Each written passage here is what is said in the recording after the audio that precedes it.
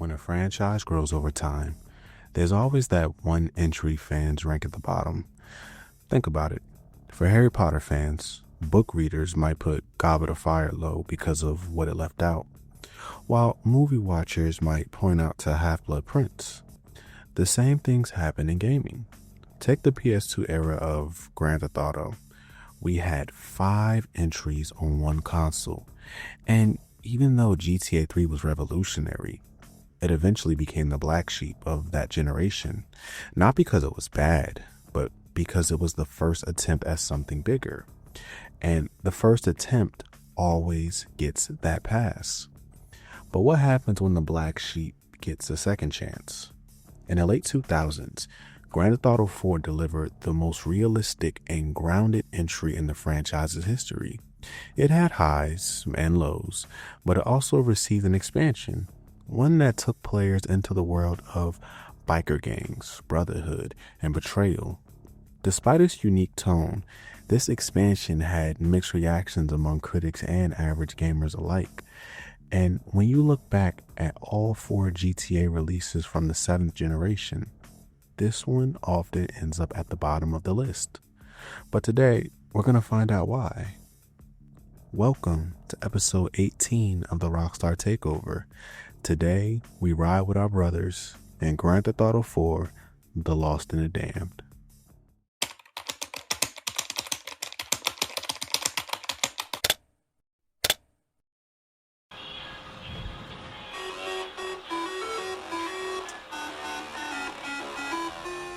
If you're a returning viewer, welcome back. If you're new here, welcome to the channel. I'm the Retro Phantom. Digital Handshake, nice to meet you. I host video game retrospectives every Saturday, diving deep into the games that shape generations. Right now, we're nearing the end of the GTA Takeover. Still to come, The Ballad of Gay Tony, Max Payne 3, Red Dead Redemption, LA Noire, and to close out the year, we're covering Grand Theft Auto 5. So, if you enjoy long-form gaming retrospectives, hitting that subscribe button is the best way to support the channel. We're on the road to 10,000 subscribers, and as of now, we're less than 2,500 away from that goal. And if you want to help this video reach more people, dropping a like really helps push it through YouTube's algorithm, something that makes a big difference for smaller creators like this one. And as always, if you're feeling a little extra generous, you can always buy me a cup of coffee. Link is in the description. With that said, let's dive into this. Now, if this is not your first GTA retrospective, feel free to advance this video past this recap. I'll give you a moment to do that now. Let's take it back to the very beginning. In the 1980s in Dundee, Scotland, a small group of developers, Russell Kay, Mike Daly, Steve Hammond, Gary Timmons, and David Jones, banded together to form a studio called DMA Design. During the early 90s, they found major success with Lemmings, a creative puzzle game that became a global hit. By 95, DMA began experimenting with a new concept called Race and Chase, a top-down open-world game where players could take on the role of either a cop or a criminal. The idea was to give players multiple game modes, from high-speed races to wild police chases all across several explorable cities. But after several design shifts, that concept evolved into something much bigger: Grand Theft Auto. When GTA released in 1997, it immediately stirred controversy for its violence and chaotic freedom. It was even banned in some countries, but beneath the outrage, there was innovation, and players noticed. The game's London expansion packs followed soon after, keeping fans hooked. Meanwhile, GTA II was already in development, marking the last time the series would use that iconic top-down perspective. Then came a shift that changed gaming forever. As news spread about Sony's upcoming PlayStation 2, DMA wanted to be a part of that next generation.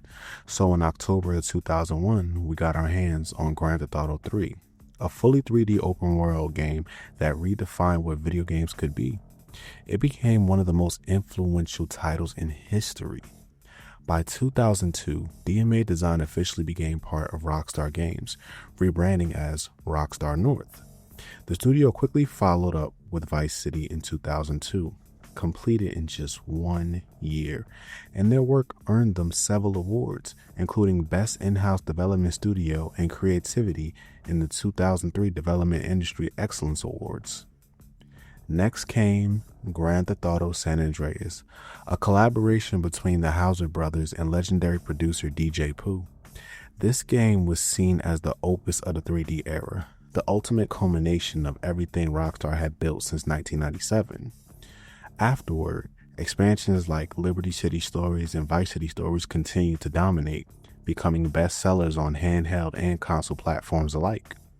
Behind the scenes, Rockstar had also acquired Angel Studios, renaming them Rockstar San Diego. Together, they developed a brand new game engine called the Rage Engine, which will go on to power Rockstar's future titles. And in 2008, GTA IV had arrived. Powered by the Rage Engine, it marked the beginning of a new era for the series, more grounded, cinematic, and realistic. GTA IV is the best game that I have played in the past 10 years. This is a game that's full of violence, full of explosions, full of lovely ladies of the night, and in good old true GTA fashion, it's also full of lots of jokes and inside commentary. Oh yeah, this is turning me on. Niko Bellic is the main character in GTA, but the real star is the city. Liberty City is based off of New York, and you'll see a lot of famous landmarks from, the Brooklyn Bridge to the Empire State Building to the Statue of Liberty, but each with their own little twists that make them kind of a part of the GTA universe rather than being actual New York. And there's just an incredible amount of detail in the city. From the pedestrians that you see walking around, if you just walk around the city, you won't really see the same person twice. There's so much variety. This dude better watch himself. The combat in GTA 4 has been greatly improved from what we saw in San Andreas and other Grand Theft Auto games in the past. Now, the biggest change is to the targeting system and with the addition of a cover system. The cover system is a really big part of the game, though, and it's not something artificial where, it says, oh, here's this one block you can get behind. Pretty much the entire city is open, so anything you can see, you can get behind. If you want to drive a car into an area where there's a bunch of gang members, swerve it around, hop out of the car, and just use it as cover, you can do that. You can blind fire even with an RPG. You can pop and shoot, and the enemies will actually use cover too, so the AI is a lot smarter than it used to be. Sorry about... Don't make me kill you. And the visuals are so much stronger than they've been in any GTA game in the past. Now, obviously, this is the first GTA game on the new generation of consoles, and Rockstar has really made use of the technology. Everything runs a lot better. You don't have a ton of the frame rate issues that used to plague the game in the past. There aren't a lot of bugs either in the game, and it just looks gorgeous. Whether you're looking at the 360 version or the PS3 version, you see so much detail in the environments, and especially at night, the city just lights up, and it really is like New York. In the day, it looks all right. It's just kind of a big crowded city, but when you get in the nighttime, especially say if you're taking a helicopter ride and you look down at the city, it really is a marvel of architecture.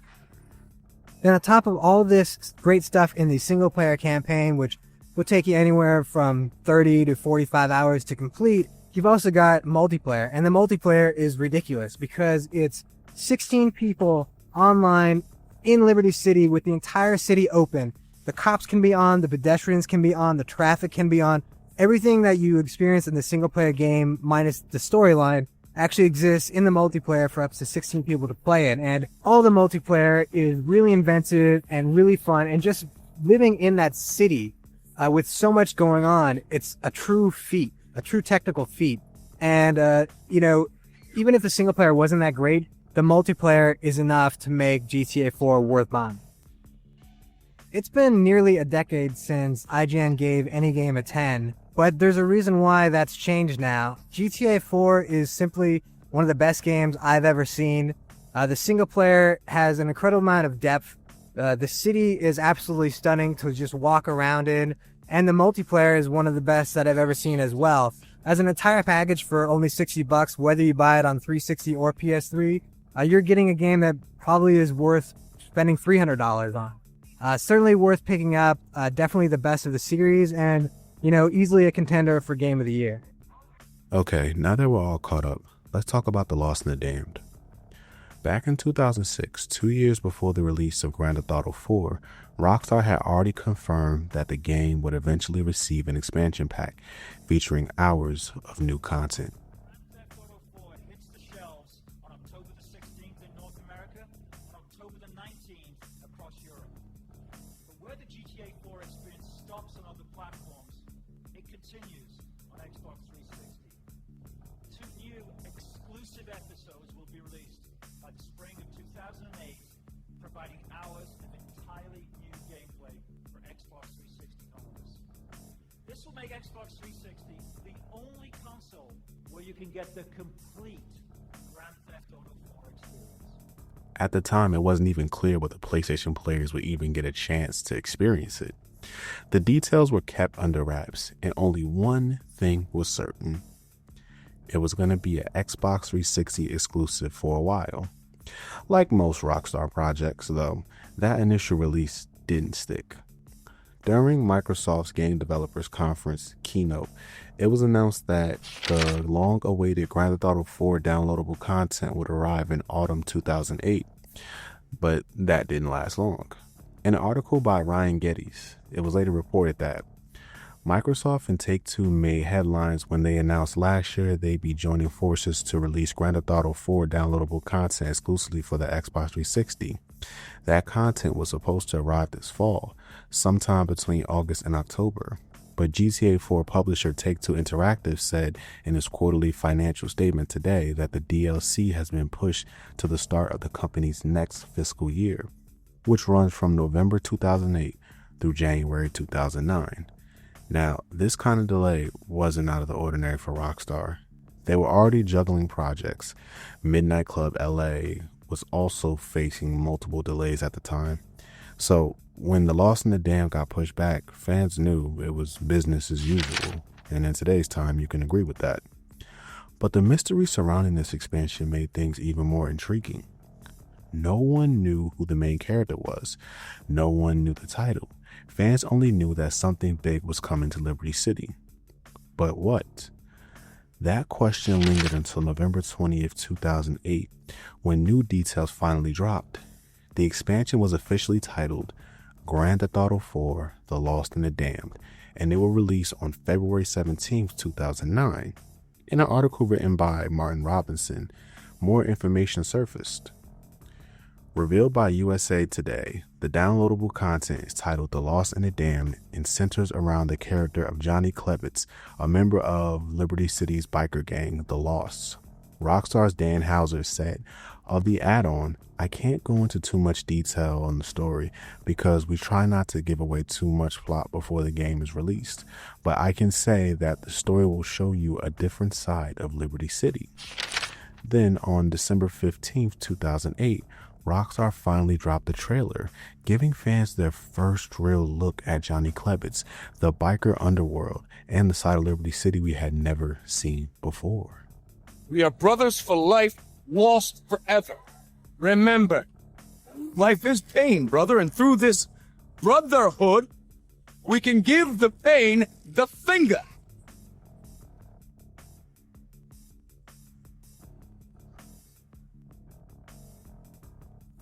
We gotta go steal some bikes, man.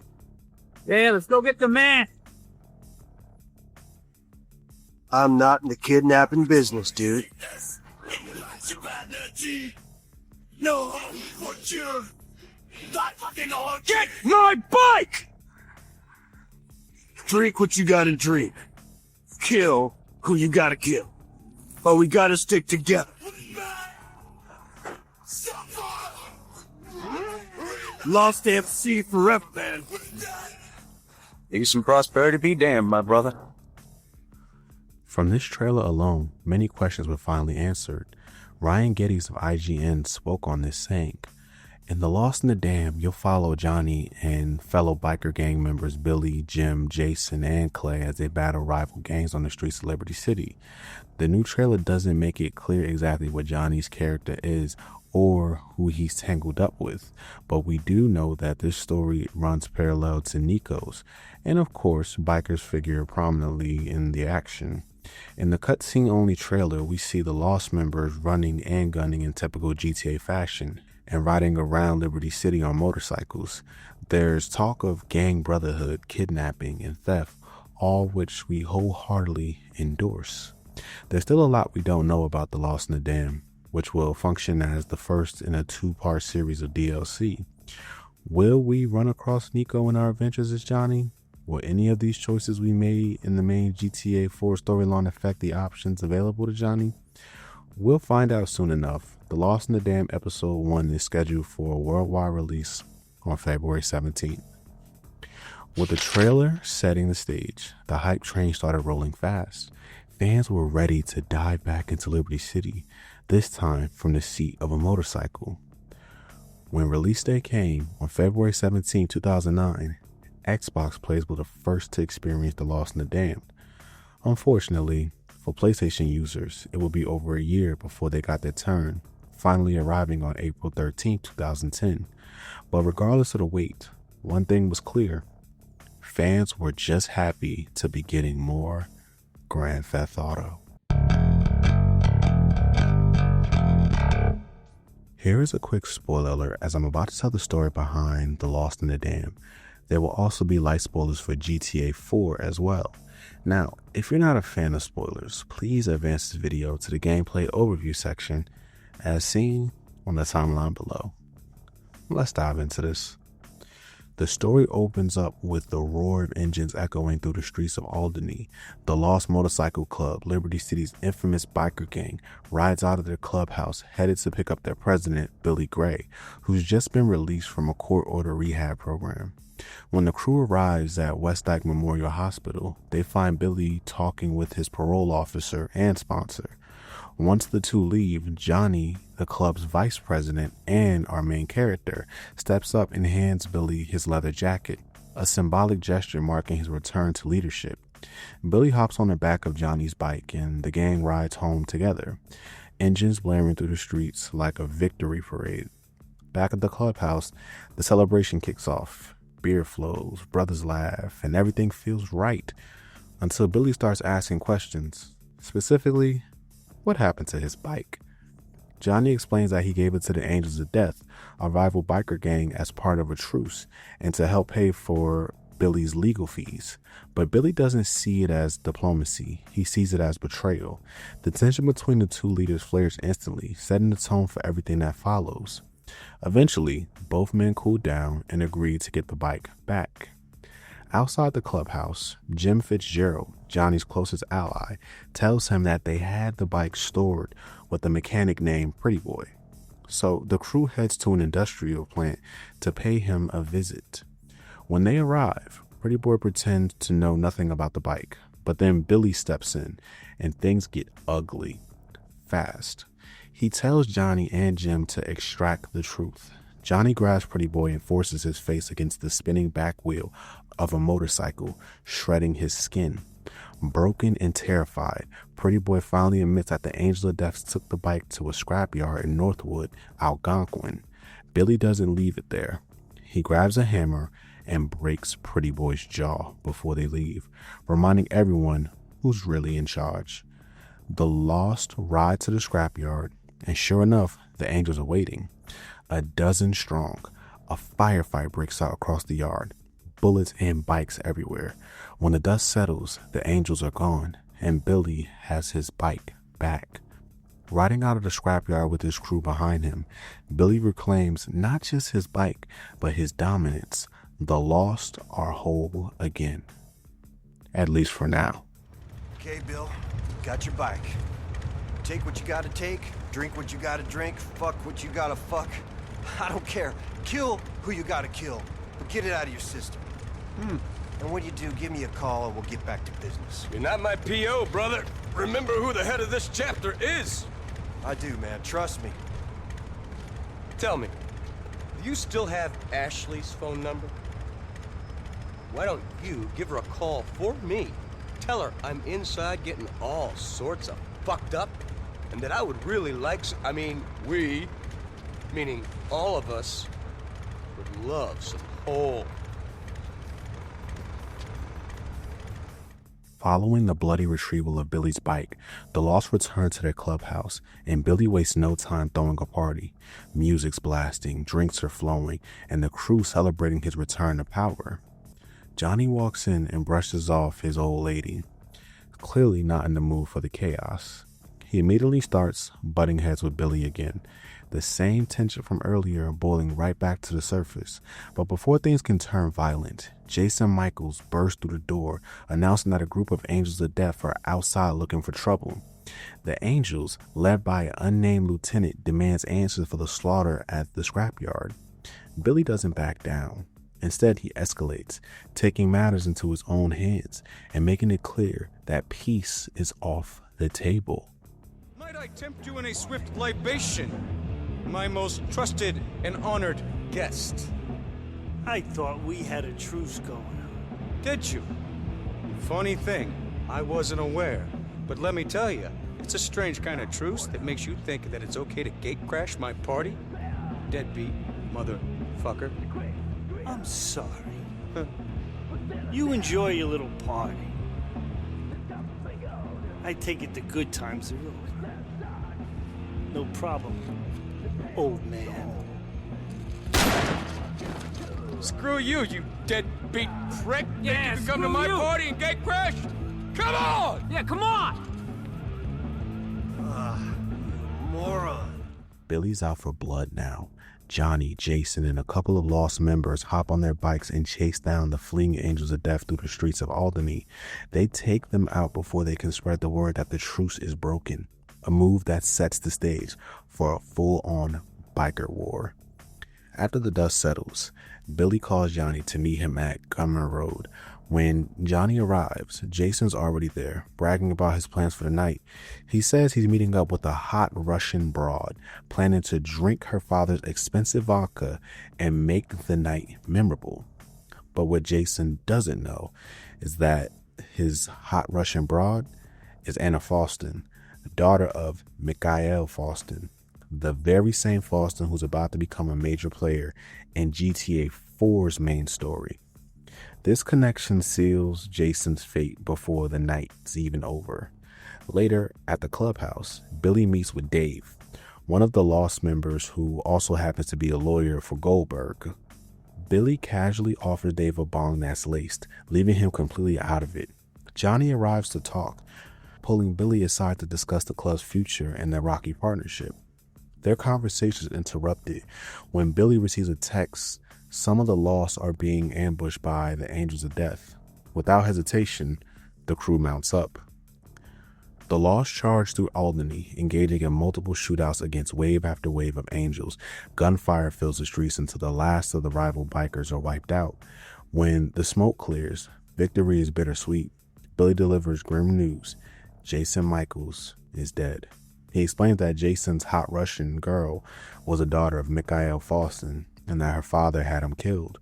What Billy doesn't mention, and what Johnny doesn't yet realize, the man who took Jason out was none other than Niko Bellic himself. Brothers, come on in. Gather around. Hey. Chill out. Brothers. I just got word that Jason's been killed up in Broken. He was banging some Russian broad and her heavy-duty father didn't much like it. And hired a fucking Polak to do it. I think he was a Serb, Brian. Fucking Slav scumbag, all the fucking Shut the fuck up! Brothers, we will find a way to get payback. Against this Polish, Russian, Serb, I don't really give a shit.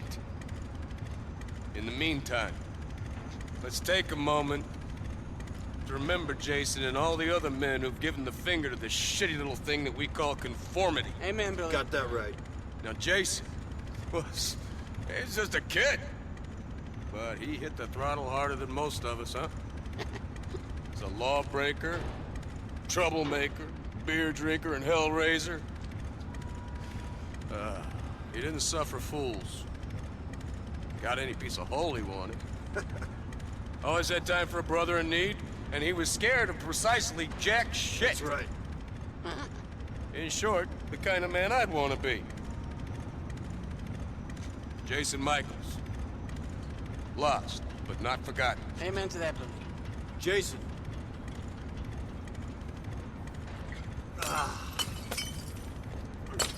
Okay, boys. The time for pussy licking and ass kissing is over. We are brothers for life, lost forever. In these perilous times, it's more important than ever that you follow your leader, and that is me. Remember. Yeah. See you boys back at the clubhouse. Following Jason's death, Johnny returns to the clubhouse and finds Billy deep in conversation with none other than Ray Pacino, a name fans will remember from GTA IV's main story. Ray is a mid-level mobster with ties to the Pedrino crime family, and his presence immediately raises red flags. Billy introduces Johnny to Ray, and within moments, his intentions become clear. Still fuming over Jason's death, Billy decides to unleash hell on the Angels of Death, claiming they were responsible, despite admitting earlier that an Eastern European was actually to blame. The Lost saddle up and ride to the Angels clubhouse for a full-scale assault. Johnny's handed a grenade launcher, and with a single shot through the window, the place erupts in flames. As chaos breaks out, the Angels rush to defend their turf. The Lost cut them down one by one in the streets outside before Johnny storms the building. Inside, it's a bloodbath, and when the smoke clears, it becomes obvious that Billy's motives were never about revenge. They were about power. Oh, the deadbeats have got themselves one shitload of heroin. Pack it up, Johnny. Wait, I don't understand. What? I thought this was payback for Jason, man. What the fuck is this? 2 million in arm candy is as good a payback as I can think of. Come on, Jesus, brother. man, hold your fucking horses, man. Now we're gonna steal their smack? Slow down. Slow down, huh? Hold up. Wait. Jesus. Physics lesson, fuckball. Do you know how motorcycles work, do you, Johnny? You about to get schooled. Centrifugal inertia. Meaning, the quicker your wheels go, the more stable you are. The faster we go, the harder we hit it, the more us brothers pull together. That's why we do what we do. That's how we do what we do. Why? How? They're the same fucking thing. We go faster, longer, and harder, but that's how we stay together. Brian, shut up. What the fuck are you talking about? You gotta stop reading them shitty internet sites, man, and start thinking about what you're doing to us. We lift this ship right now, and every deadbeat on the East Coast is gonna come after our chapter. Well, that's something your leader will have to worry about, not you, soldier. Brian, grab the shit. After the massacre, the Lost discover a mass stash of heroin hidden in the Angels clubhouse. Billy quickly takes control of the drugs, claiming it as the Lost's next big opportunity. Johnny reluctantly goes along with the plan, setting in motion the next chapter of their downfall. Soon after, Johnny finds himself walking in on Elizabeth Torres' infamous cocaine party. Fans of GTA IV remember Elizabeth as one of the key drug dealers in Bohan.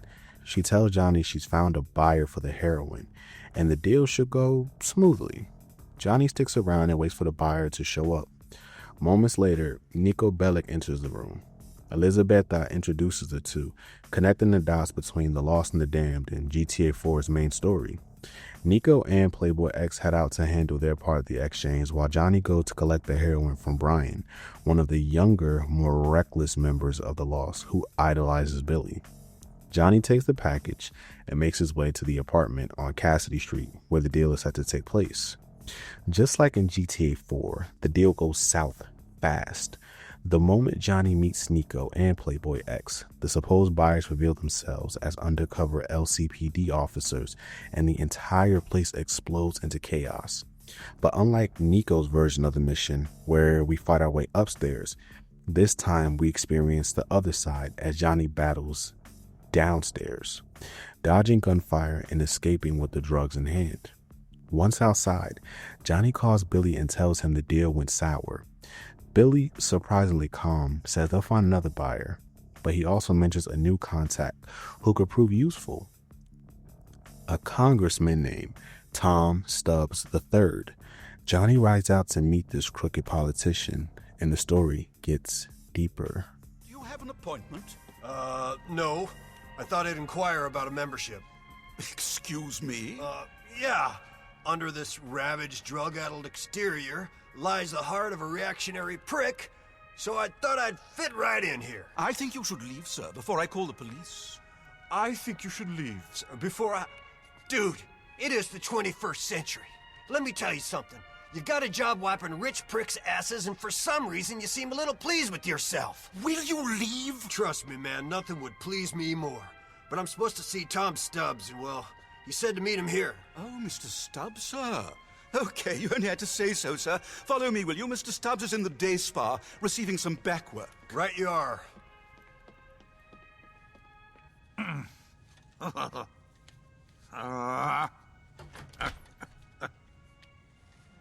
Mr. Stubbs, a gentleman for you. Oh, thank you, Levis. And thank you. So, you're David Grossman's friend. Oh, yeah. We're old buddies. Love the Old Boy Network. Yeah, I can imagine. So, what is it that you want? Could you excuse us, sugar? Okay, sure. And thank you. Best massage I ever had that didn't involve a happy ending or a poignant sense of guilt afterwards. See you tomorrow. Tom Stubbs, how do you do? Well, now that you mention it, I'm starting to feel a little queasy. Don't be pathetic. And no secrets here, pal. Now listen, I'm in a bit of a bother, sport. Well, I think they could fix that with surgery these days, you know? Can we stop with the jokes? Grossman tells me you're reliable. Grossman? That guy's an asshole. Look, I'm not going to insult your intelligence by pretending to be a good guy. I'm a politician. I'm a cynic. I'm very needy. I need people to like me. I need people to like me so that they elect me. I need people to elect me so that I feel marginally less bad about myself when I stare into the mirror. That being said, I try to do a good deed here and there. Democracy's a beautiful thing. Personally, I prefer a benign dictatorship without the pretense of choice. But let's leave the political discussion, shall we? Yes, let's. Unfortunately, an awful man has ensured that my chance of being re-elected is pretty much zero. Why? Blackmail? Not exactly. I need his money, and he hasn't died. What? You want me to kill your father? No, that's disgusting. How could you suggest such a thing? My father died years ago, thank God. No, my uncle. That sanctimonious do-gooder controls the family trust. Whoa, that's heavy, man. Yes. So is being arrested for drug running and spending the next 30 years in prison. You and your little gang, I mean. I see. You make a wonderful politician. I know. Now, you've got to get the old goat today. Make it spectacular. Make it appear as though it's a terrorist act. That'll do wonders for my campaign in all sorts of ways. Levis will give you a package on the way out. Right. Oh, and Klebitz, trust me, I am what I am. But I look out for those who help me. A blackmailer with a conscience. Beautiful. Johnny fulfills his first task for Tom Stubbs III, eliminating the congressman's uncle to clean up a family problem. It's a dirty job, but for Johnny, it's just another day in Liberty City. Later, Johnny meets Stubbs again. Inside the steam room, Stubbs, completely at ease and in no rush, explains his next favor. He tells Johnny that a group of white-collar criminals have been charged with insider trading, and they're being transported by the LCPD in a prison bus. Stubbs wants them liberated, a polite way of saying break them out. Johnny, nearly passing out from the heat of the sauna, steps out and gets to work. He heads to the police station, and the moment he arrives, the mission quickly turns chaotic. Johnny storms the building, taking out armed officers and hijacking the prison bus in a hail of gunfire. Once he shakes off the cops, Johnny drives the bus down to the docks in southern Albany, where he releases the prisoners. They hop into small boats and disappear into the open sea, while Johnny dumps the bus into the water to erase any evidence. He calls Stubbs to confirm the job's done, sarcastically noting that one of the freed inmates might have been a cannibal. So, hopefully they don't eat each other before they get far. Stubbs thanks him, pleased as always with how smoothly Johnny handles business. But before Johnny can even catch his breath, his phone rings again. It's Ashley Butler. Panicked and desperate, she's holed up in a crack house, terrified, and begging Johnny for help. Johnny races to Vespucci Circus, heading into a run-down apartment building, crawling with addicts and thugs. The moment he steps inside, he's ambushed. The air is thick with smoke, the floor littered with needles, and Johnny has to fight his way through wave after wave of junkies armed with whatever they can grab. Bats, knives, even bare fists. After mowing through the chaos, Johnny finds Ashley in the back room, strung out and half conscious on a filthy mattress. The look on Johnny's face says it all. Anger, sadness, exhaustion. He picks her up, helps out of the apartment, and drives her home to her place. No matter how many times he tries to help her, the cycle never ends. Johnny's loyalty to Ashley is his biggest weakness, and one that will come back to haunt him, but that's a story for another video. Nice place you got here, sugar. Not now, honey. I ain't feeling so good. I thought you said you stopped smoking that stuff. I did, Johnny boy. I did. I promise. I never lied to you. Come on, baby. That's crap, and you know it. I never lied to you when I was sober. Well, my whole life's fallen to shit, sweetheart. I guess it was dumb of me to think this would be any different. I'm sorry. I know I ain't much, but I'm all yours. You do know that, baby, don't you? You say so. I love you, Johnny. Thanks for saving me again. Yeah. Hey, you know what? We're better than this. We can live better than this. Yeah, well, let's hope so. Say the word, honey. Take that bike, we'll ride off into the sunset, you and me. You, me, and that little habit of yours. You're my habit, Johnny. And you're ridiculous. Not long after helping Ashley, Johnny gets a call from Jim, who brings some bad news. The heroin the law stole from the Angels of Death actually belonged to the Triads. Jim tells Billy, who, instead of cutting losses, secretly ties to strike his own deal with them. Later at the clubhouse, the tension hits a boiling point. Billy wants to keep the heroin for distribution, chasing profit over logic. But Johnny pushes back, warning him that with the Angels of Death back at war, government eyes are watching, and the club already divided, taking on the Triads would be insane. Jim backs Johnny up, suggesting they give the heroin back to the Triads to avoid a bloodbath. Billy and Brian, the loyal right-hand man, pretend to agree. The crew rides to Dragonheart Plaza in Chinatown, Algonquin, to make the exchange. Johnny and Jim bring the heroin inside to meet the Triads, while Billy and Brian wait outside, supposedly running backup. But the second the deal starts, everything falls apart. The Triad realize what's going on and refuse to buy back their own product. Gunfire erupts instantly, and Johnny and Jim are forced to fight their way through the building. Bullets shred through the glass and walls as they climb higher, eventually escaping to the rooftop under heavy fire. When they finally reach the street, the real betrayal hits. Billy's bike is totaled, surrounded by police. He's injured, cornered, and instead of owning up, he turns on Johnny. Billy accuses him of setting him up, screaming that he's a dead man. Moments later, officers arrest Billy and take him into custody. With Billy gone, the club's left leaderless.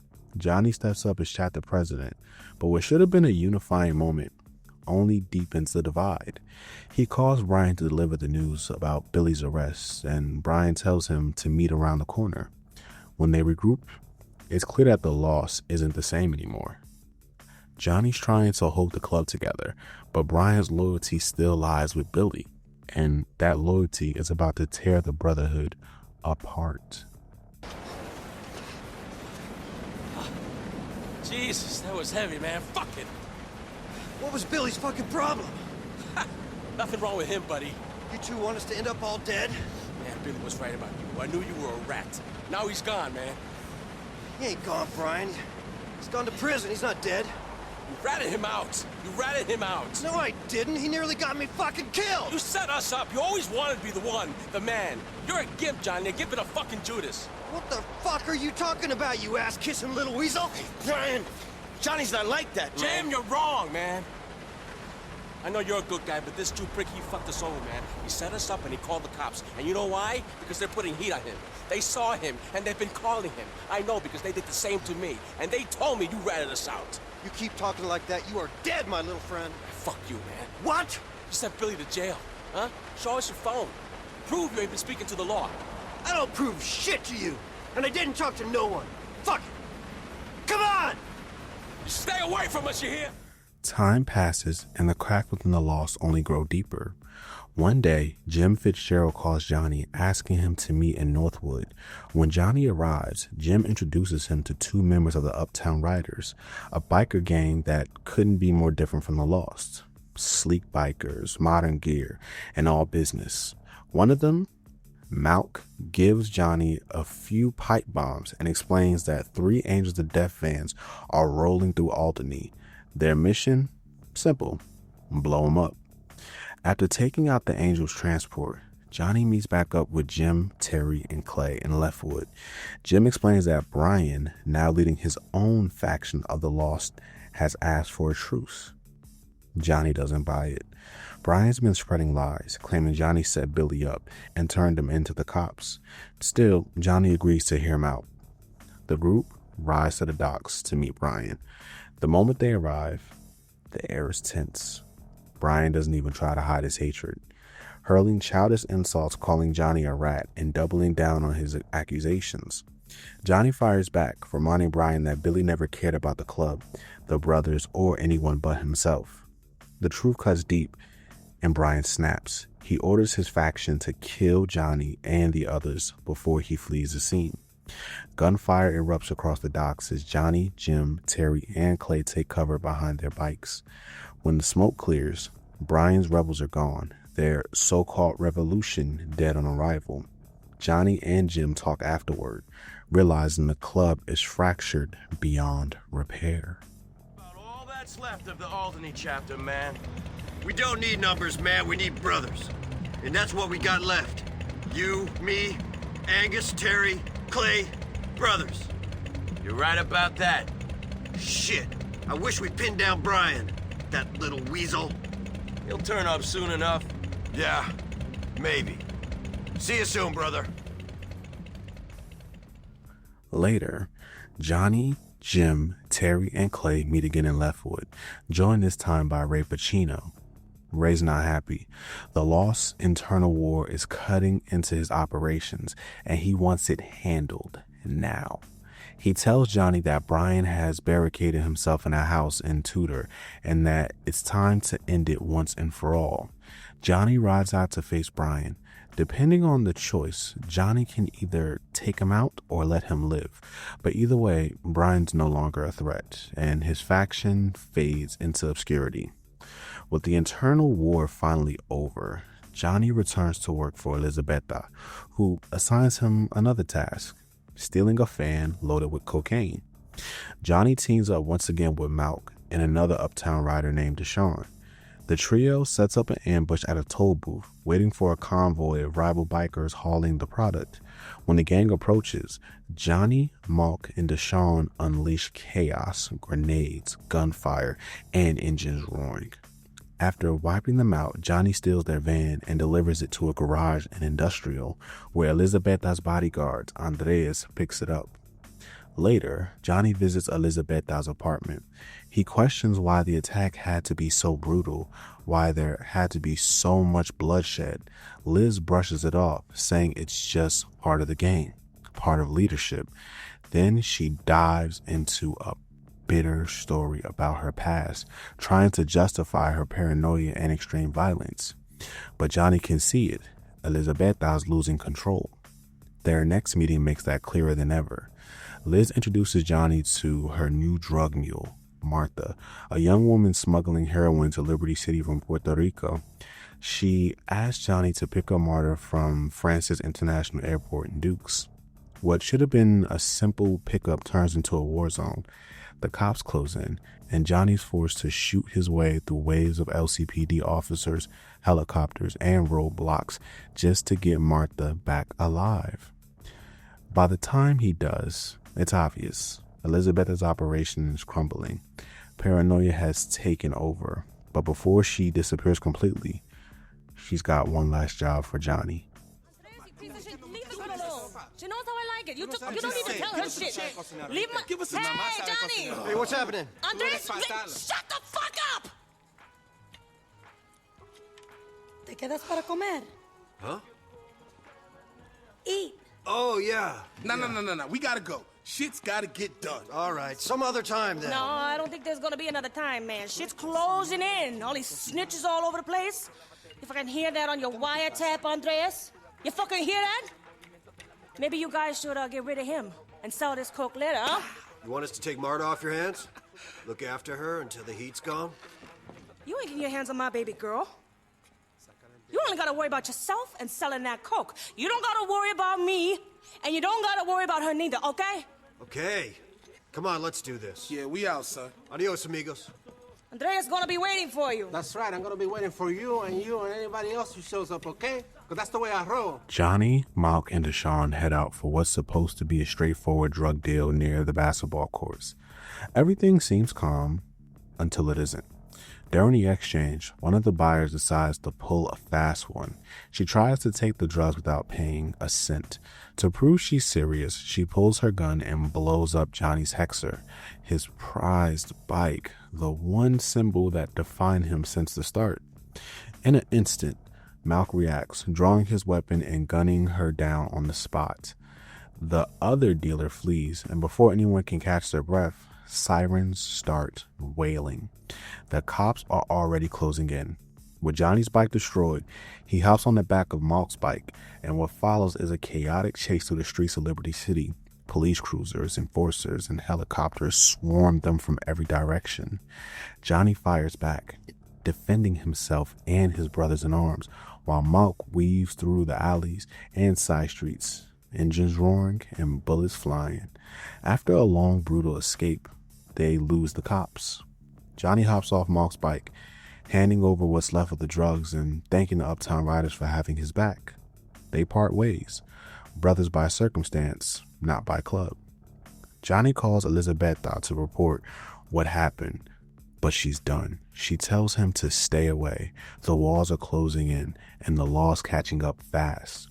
Just as Johnny starts to think things can't get any worse, his phone rings again. It's Ashley Butler. Her voice is panicked. She's in trouble. Again. Johnny rushes to her apartment, but when he gets there, he finds two of Dmitri Raskov's men waiting. They explain that Ashley's deep in debt to Dmitri, and unless Johnny does something about it, she's as good as dead. Their demand? Kidnap Roman Bellic, Niko's cousin, and deliver him to a warehouse in Bohan. Johnny's disgusted. He scolds Ashley for getting mixed up in something this dangerous, but he doesn't have much of a choice. To save her, he agrees. Johnny calls Malk for backup, who's more than willing to lend a hand. The two meet up in Northwood, where Johnny takes Malk's car and drives it to the so-called hardware store on Dillon Street in Chowder, Roman's favorite gambling spot. When they arrive, they catch Roman mid-bet, completely unaware of what's coming. Johnny and Malk grab him, gag him, and toss him into the backseat. On the drive to Bohan, Roman panics and tries to escape at a toll booth. Johnny quickly pulls over, catches him at gunpoint, and forces him back into the car. Malk locks him in with the seatbelt, sealing his fate. Eventually, they reach the gas warehouse, where Johnny hands Roman over to Dimitri's men, the same crew that will later tie directly into GTA 4's main story. Somebody looking for a fat Slav with a bladder problem? So, this is Roman Bellic? Not such a tough guy, eh? What is all this fuss about his cousin? Listen, buddy.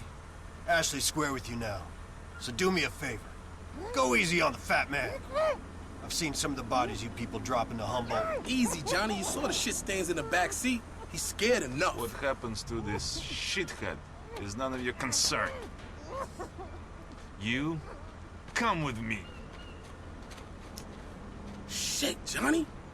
Yo, I gotta bounce. Be easy, man.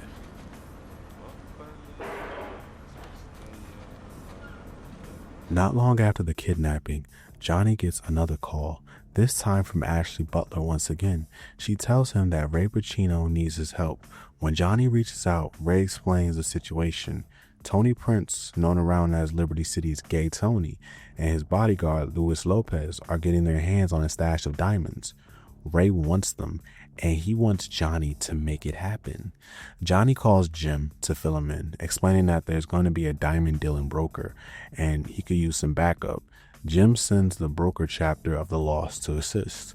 Johnny meets up with the crew, and together they move in to crash the diamond exchange.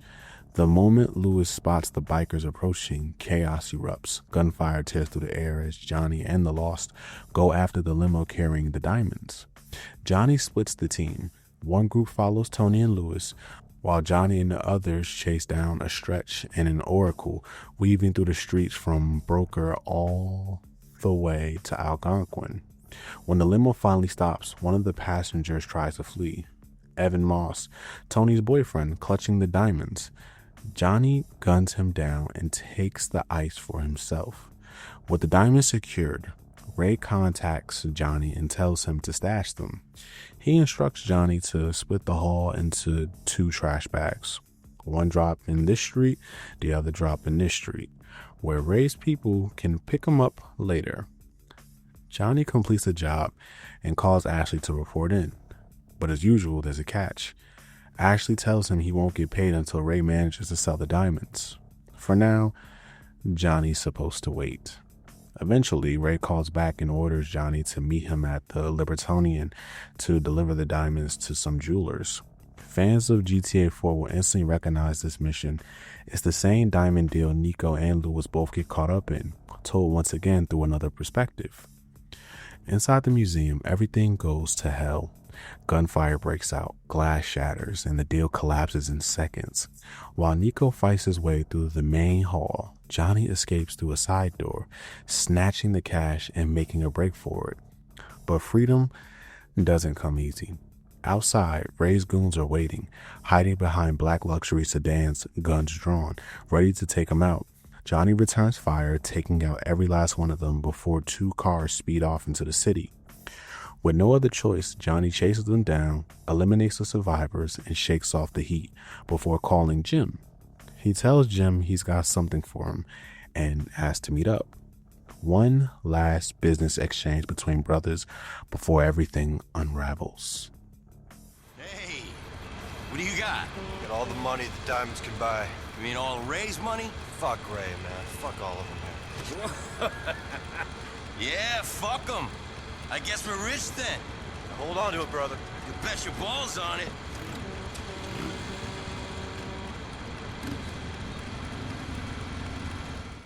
After the diamond chaos, Ray Pacino calls Johnny, furious. He says Niko told him that the money vanished in the middle of the deal.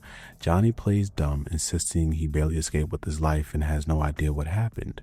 But Ray isn't convinced. His tone shifts from frustration to pure threat, warning Johnny that if he's lying, he'll pull his teeth out one by one. Johnny keeps his composure, acting clueless, knowing full on well how dangerous Ray can be. Before Niko's own confrontation with Ray at Drusilla's, Jim texts Johnny asking him to meet at Ray's. But when Johnny arrives, something feels off. He walks into Drusilla's basement and finds Jim tied to a chair being tortured by Ray's men with a blowtorch. The message wasn't from Jim, it was from Ray, using Jim's phone to lure Johnny in. Ray demands to know what the money is, threatening to finish what his henchmen started. But Jim, even while bloodied and burned, stays silent. Then, in a quick moment of defiance, he pulls out a hidden X-Acto knife from his sleeve, cuts himself free, and turns the blade on Ray's goon. Johnny seizes the moment. kicking Ray's gun across the floor to Jim. The distraction is enough. Jim slashes the throat of Ray's thug while Johnny races up the basement stairs, covering their escape. The two barely make it out alive. Johnny heads for Ashley's apartment while Jim rides toward the alley off of Exeter Avenue, hoping to regroup with some of the lost brothers for backup. But before Johnny arrives, his phone rings again. It's Ashley, panicked, frantic, her voice trembling. She warns him that Ray has sent a hit squad after him. Moments later, the gunfire starts. Johnny fights through Ray's men, taking them out one by one until the street falls silent. When he finally reaches Ashley, he learns the devastating truth. The attack came at a cost. What's going on? I'm sorry. For which bit? For everything. He told me everything. Me and Ray ain't friends no more. Me and Ray neither, sugar. Johnny, I got some bad news. Jim, he ain't... Oh, no. Oh, man. Not Jim. Fuck this. Angus is crippled and Billy gone insane. Now Jim's dead. I guess that's what they call payback. You got me. I don't got you. Crystal got you, babe. Johnny, I'm gonna quit. Yeah, and I'm an idiot believing in your bullshit all this time. It ain't your fault. It's my fault I'm a fucking moron. I'm gonna go to rehab, straighten myself out. Anyhow, he told me you wouldn't get hurt. I wouldn't have done it otherwise. Yeah? Well, why shouldn't I kill you? Why bother? I'd be better off dead. But Johnny, Ray ain't the problem. What are you talking about? Are you telling me that a backstabbing mob guy who wants to kill me ain't the problem? It's Billy. Ugh. See, it's Billy. Ray, it turns out that Billy was trying to poison him against you, and now apparently Billy's going states. He's gonna blame you. I'm sorry. Well, what now? You gotta get someone to help you. Maybe that congressman. Maybe. We'll see. Go on and get out of here. I love you, Johnny K. You're speaking a foreign language to me now, lady. Now get the fuck out of here.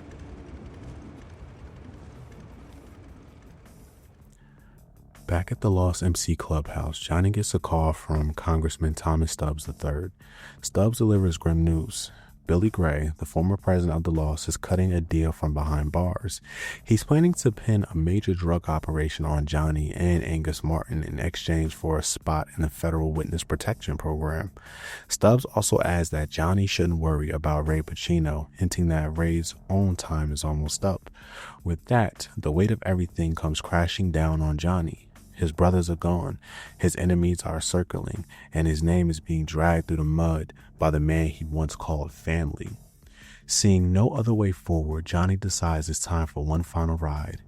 He calls what's left of the club, Terry, Clay, and the remaining brothers, and they rally at the gates of Albany State Correction Facility.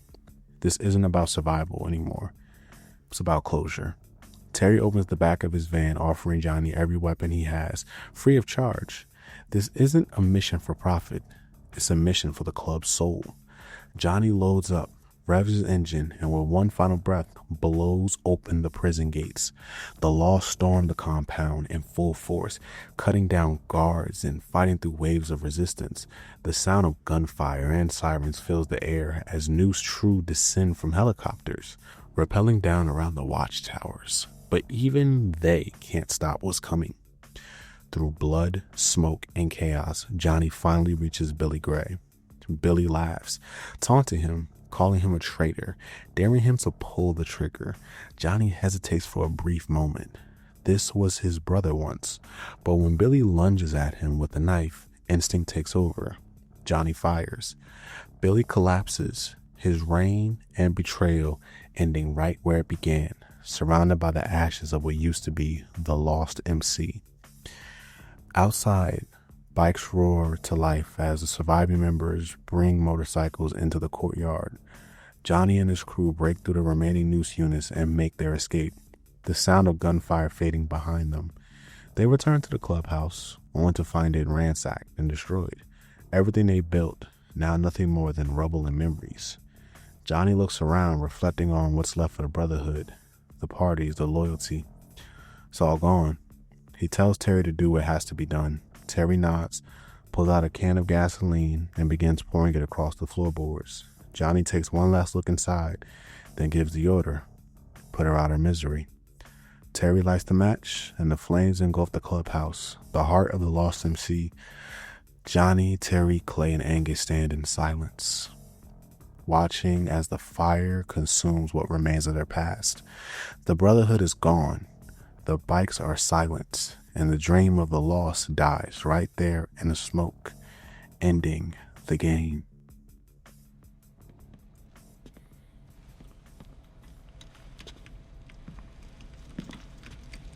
Johnny.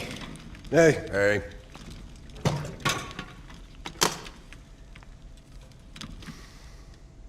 We had fun here. Yeah, we did. But it's over. Yeah, it is. How the fuck did that happen? You know how it happens. It's that fucked up part of people, which means good is never good enough. I mean, it wasn't enough we had to be drug dealers. We also had to be outlaws, to be maniacs, to be psychos, and to be greedy. You know. Well, that combination of greed and fucked up stupidity, that works well. In the government. Not so good if you're a fucking crook. Huh. Ain't that the truth? Go ahead. Let's put this place out of its misery. Yeah, do what you gotta do. Come on, man, let's get out of here.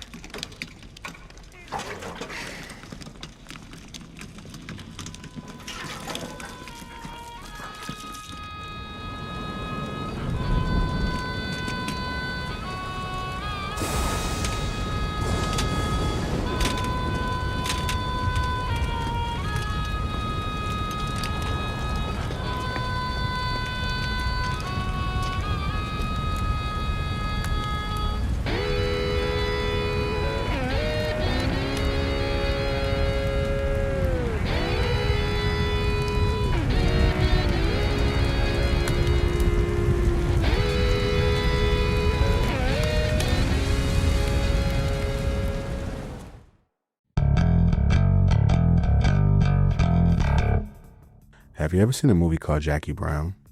It's a classic 1997 Quentin Tarantino film, and without spoiling too much, there's a scene near the end that revolves around an exchange, a bag filled with $500,000. The film shows that same moment from multiple perspectives, each character's role in that one deal until you finally see how everything really played out. I bring that up because that's exactly what it felt like playing The Lost and the Damned. This DLC proves that the story of GTA IV didn't stop when Niko Bellic left the screen. Liberty City kept moving. The world doesn't revolve around Niko Bellic here. Instead, we see how he's just one thread in a much larger web. Every action, every deal, every death ripples through someone else's story. Let's look at a few of the ways these worlds collide. You have Jason's death, which is the moment the timelines cross. Early in The Lost and the Damned, Billy tells Johnny that Jason Michaels was killed by an Eastern European. That Eastern European is Niko Bellic. In GTA IV, Jason is one of Mikhail Faustin's associates dating Faustin's daughter, Anna. Faustin orders Niko to kill him in the mission No Love Lost. What's brilliant is how Rockstar never breaks the illusion. This event feels like a small job for Niko, but a devastating tragedy for the lost MC. Same event, two stories, completely different emotional tones. Yeah. Coming back? I'd love to, man, but I'm seeing this hot Russian broad over on Firefly Island. Gonna drink her daddy's expensive vodka and fuck her under the pier. Ooh, young love in the modern world. Yeah. That's beautiful. Well, these deadbeats won't be screwing around with us anymore. Let the good times roll. She's my daughter. Ungrateful bitch. I bring her here. I spoil her rotten. Raise her well. Look at this. Look. Look what I've given her! Yeah. She's, very lucky to have such a loving father. She is. She's an out-of-control bitch. Because of you. You pathetic mess. But I don't accept my daughter turning into a whore. Niko, She's at Firefly Island. Go there. If she's meeting up with that bike pimp boyfriend, get him. Find Dimitri for me. Okay. Have him call me. Sure. Go. All right. Then you got the heroin deal, which is the failed connection. The mission Blow Your Cover in GTA IV and Buyer's Market in The Lost in the Dam are literally the same moment told from two perspectives. In Niko's story, he and Playboy are working with Elizabeth Torres on what's supposed to be a smooth heroin deal, until it turns out the buyers are undercover cops and all hell breaks loose. In Johnny's story, we experience the flip side, the escape route. While Niko's fighting his way upstairs, Johnny is fighting down through the same building with the drugs. It's a creative cinematic overlap that shows both sides from the chaos and how these two characters unknowingly survived the same storm. Hey, you ready? Sure, let's do this. Nothing like selling some dope to let you know you're alive. Let's go. Yeah, let's do this. All right, come on. Hey, what's going on, guys? What's going on? Not much. Let's do this. You got the heroin, right? Right? Come on, let's do this quickly. But you got the heroin, correct? You're carrying it, correct? I mean, it's a simple question. What's wrong with you? You're being fucking weird. Not weird, man. I just want to know if you're carrying the stuff, right? You ain't right, friend. No, Come on, let's get out of here. LCPD! Freeze, motherfucker! I said freeze! Then you have Roman's kidnapping, which is the domino effect of Ashley's debt. In The Lost in the Dam, Johnny is forced to kidnap Roman Bellic to pay off Ashley's debt to Dmitry Raskov. This directly ties to GTA 4's main story, as Roman's abduction becomes a key moment in Niko's emotional breakdown and fuels his later missions against Dmitry. So what's just another desperate errand for Johnny ends up sparking a chain reaction in Niko's story, the kind of cross-threading that gives Liberty City life beyond the player's perspective. You're here. You're here. Oh, man, Johnny. What's the matter, sugar? Oh, Johnny. I fucked up. I fucked up real bad. What'd you do? I messed up, baby. Promise you won't be mad. Why? What'd you do? I'm an addict. I need help. What the fuck did you do? You must be Johnny. Who are you? My name is not important. What is this? Your woman here owes Dmitry Raskolov a lot of money. Okay. We need you to do us a favor. What? We need you to kidnap someone for us. Well, I'm not in the kidnapping business, dude. And I'm not in the dude business, dude. You either do it or Junkie gets killed. Not difficult decision, even for a man stuck in 1960s time warp. It's easy. You grab him and deliver him to warehouse of Lompoc in Bohan Industrial. And this'll pay off her debts? Well, it pays off interest. Wonderful. The name of the man we want is Roman Bellic. Yeah. He runs a cab business, but hangs around some backroom gambling place on Dillon Street in Shetland. I got it. You find him. You take him. Now, run along. Ashley, you gotta stop fucking things up. Fuck. Then you have the Diamond Deal, which is the interlocked heist. The Diamond storyline is where all three GTA 4 stories, Niko, Johnny, and Luis, collide. In The Lost in the Dam, Johnny steals the diamonds during a limo chase, hides them in trash bags, and later tries to sell them at the Libertonian Museum. That same botched deal that Niko takes part in during Museum Piece, and Luis crashes in Not So Fast. Each version reframes the chaos. Niko sees betrayal, Johnny sees survival, and Luis sees cleanup duty. The moment perfectly captured the Tarantino-style storytelling Rockstar was going for. One shared event, three distinct truths. Good to see you again. Yeah, likewise. Let's hope this goes a little better than before, yeah?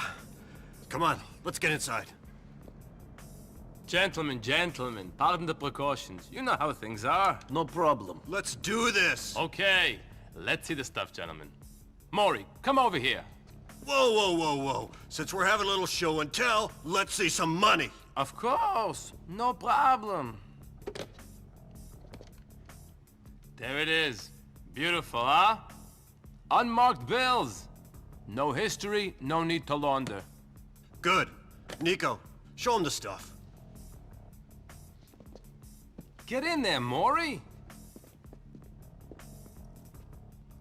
Isaac, look at them. Gorgeous, huh? Like condensed money. Isaac, these are great. Oh! Rest of you motherfuckers wanna die? Do something stupid, okay? Fuck you! Just get the shit, man! Come on! So, when you take a step back, The Lost in the Dam isn't just a side story. It's the connective tissue that makes GTA 4's universe feel alive. It reminds you that Liberty City doesn't wait for one man's redemption arc. It keeps grinding, chewing up anyone trying to climb out. Johnny's tragedy doesn't exist to Niko's story. It shadows it. Every mission you play here makes you reevaluate the main game. It shows you that in Rockstar's world, no matter who you are, a hitman, a bodyguard, or a biker, you're just another casualty in the city's cycle of greed, betrayal, and survival. Here's the thing. The Lost in the Dam isn't a power fantasy. It's a slow motion demolition of brotherhood. Where GTA 4 is Niko's immigrant tragedy and The Ballad of Gay Tony is Louis' neon-lit survival story, The Lost in the Dam is the post-glory hangover, the moment the party ends and the bill shows up. From the first "where's my bike" argument, the game tells you exactly what it is. A story about leadership failure, loyalty abuse, and a family that mistakes noise for strength. Let him up, brother. Yes, Fuck the glass. Johnny, what's going on? Not much, Bill. Usual stuff. We missed you, Bill. So, aching for a fucking drink here? Amiguito. Come on, just pour a Willy wet back. Boys? Salute, wet pussy and dry tequila. Salud. Okay, another round for him. Goddamn right. Yummy. So, Johnny boy, where's my bike? Know where it is? Let me rephrase the question. Where the fuck is my bike and where the fuck haven't you got it back for me? Because you know where it is. Are you deaf? Give me that whiskey. Are you fucking deaf? No. Then answer the goddamn question. Why the fuck haven't you got it back for me, friend, brother? One word. Business. Like I told you when you were in there. Or were you so busy playing holier than thou, you started believing your own bullshit? Forgive me. You know, I've had a complicated few weeks. I can only imagine. Shut up, Brian. You know, coming off heroin's kind of hard. I think I acquired this touch of amnesia. What business is more important, Mr. 1980s yuppie big shot, than your best friend's bike when he's close to getting a 15-year stretch? The business that pays his lawyer's fees. The business that puts food on all of our tables. The business that we are all in while you're out pretending to be saved. Get my bike! What am I, your fucking dog? Johnny versus Billy is the axis everything spins on. Johnny's the pragmatic fixer. He cuts deals, patches holes, keeps the lights on. Billy is the chaos in a leather jacket, performing the brotherhood. Real selfishness. That first torture scene with Pretty Boy, that's the thesis. Billy's brotherhood only works if someone else pays the tab. Johnny, Jim, the rank and file, even the Angels of Death, every major escalation, Angel Clubhouse hit, stolen heroin, triad double cross, comes from Billy chasing power and Johnny cleaning up the mess. That's not a feud. That's a codependent collapse. Ashley is the human cost. Johnny keeps saving her because that's what family means to him. But the game keeps showing how that idea gets weaponized. Ray, Dimitri, the cops, every outside force finds the fracture and peels it wider. By the time Johnny kidnaps Roman, you feel it. His loyalty has turned into a leash. Good intentions don't stop bad outcomes. That's the Lost in the Dam's coldest truth. What's up, baby? Nothing. Ray's a friend. He's... Ray's a friend? What are you talking about? Yeah, he's a friend. You know, he's a friend like you, baby. I mean, not like you, but you know, we ain't doing nothing. I mean, not at the moment, but he's a friend, and he's been real good to me, and we need you to do this for us, all right? I ain't sleeping with him, but you know, you and me broke up. You was with that Layla girl. That's all over now, baby. You know that. Man, you gotta get off them drugs. I know. I will. I need you to do this for me. Let me talk to Ray first. Where is he? In there somewhere. Right. Rockstar's multi-perspective storytelling quietly cooks here. We relive museum diamonds, Roman's abduction, the failed heroine, only this time from Johnny's helmet. It reframes Liberty City. Niko thinks he's the censor. Lewis thinks he's the fixer. Johnny learns he's just another gear in a bigger machine. That's not redundancy. It's design. The same event means different things to different survivors, and the Lost in the Dams makes you sit with that. What makes this game so powerful is how it expands Liberty City's moral rot. Niko's story is about a man trying to find honor in the world that's lost it. But Johnny's? It's about loyalty rotting from the inside, about people trying to live by a code in a city where the code doesn't mean anything anymore. What do you want? Now, is that any way to treat a friend? Are we friends? Well, I think so. You've certainly seen me naked. You want a cigar? Do you want to go fuck yourself? Oh, not particularly. But listen, your friend, Ray, don't worry about him. Why not? Apparently he and a lot of his associates under some serious observation and in the process of imploding. They'll either be dead or inside within a month or so. Best thing you can do, stay away from him. What about Billy Gray? Yes, well, you've got a bit of a problem there, sport. He's been talking inside. Thinks he can help pin a major drug dealing ring on you and your buddy in the chair. Thinks he's going into the witness protection program. And if he collars you, you'll do 15 years and he'll live in a condo in Arizona. Well, I don't doubt that, Mr. Stubbs. But he's on the inside. Yeah, I know. And there's currently very large walls and armed guards between me and him. Yeah, well, you're a smart guy. You'll figure something out. If you get into trouble, you call me when you get there. I might have something to help you with. Good. I'll need it. Hey, one more thing, Stubbs. Why are you doing this? I told you. I was good for a favor. Stubbs is the mask off moment. A congressman in a stream room handing out war crimes like party favors tells you what Johnny won't say out loud. The institution is more criminal than the criminals. You can storm a prison with your brothers. You cannot storm a system. So the story pushes Johnny to a choice. Keep pretending this is a club with a future, or admit it's deteriorating. The prison hit isn't about taking out Billy. It's about burying the illusion. Johnny doesn't win when he shoots Billy. He ends something that's already dead. Checkmate, dude. Come on, get it over with. Do it! I'm doing it! What? You waiting for a speech or something? Come on!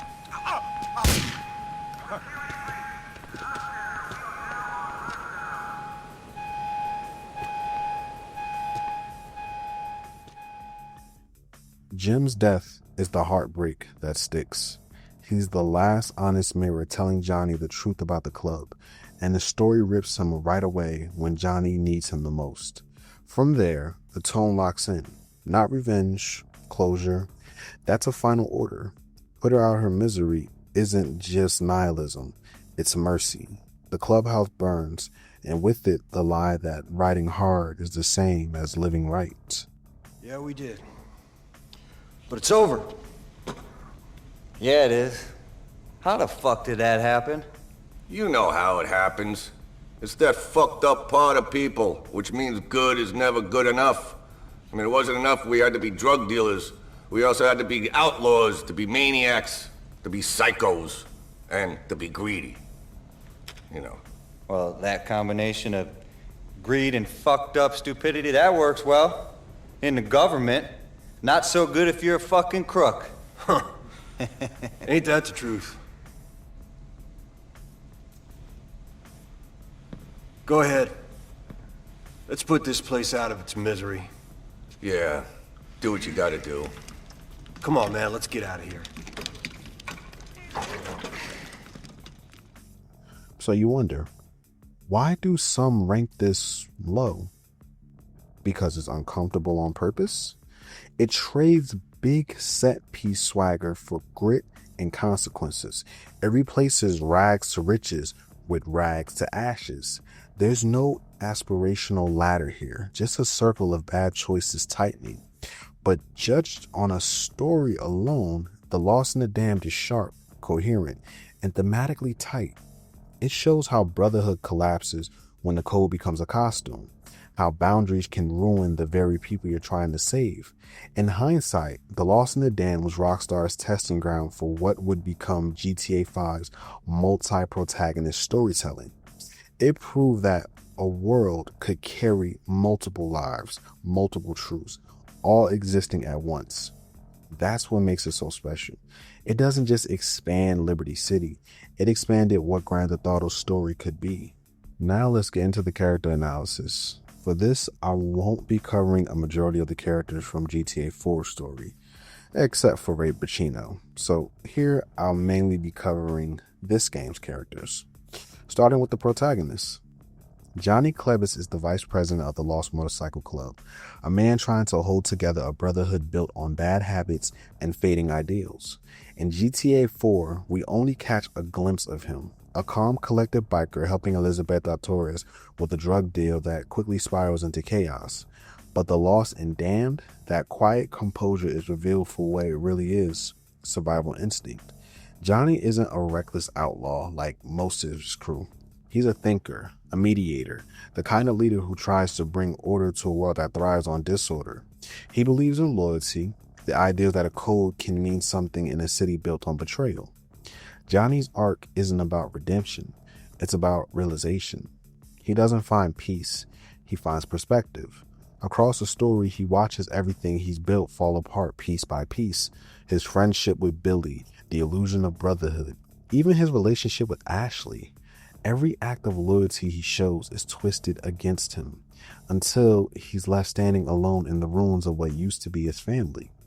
The flames that consume the clubhouse in the end aren't just burning wood and steel, they're burning the myth that loyalty, violence, and freedom can coexist forever. Johnny's final act isn't one of rebellion or revenge, it's one of acceptance. In the larger picture of GTA 4's universe, Johnny represents the death of the old ways. Where Niko's story exposes the immigrant struggle and moral decay of Liberty City, Johnny's story exposes the collapse of its culture, how even the outlaws have rules they can't live up to anymore.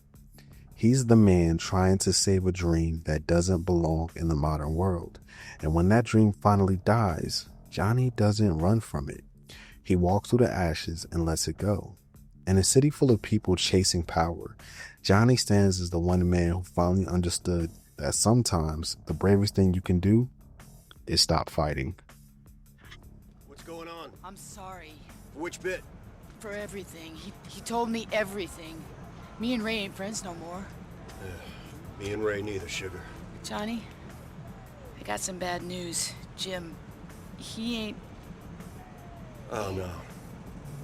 Oh, man. Not Jim. Fuck this.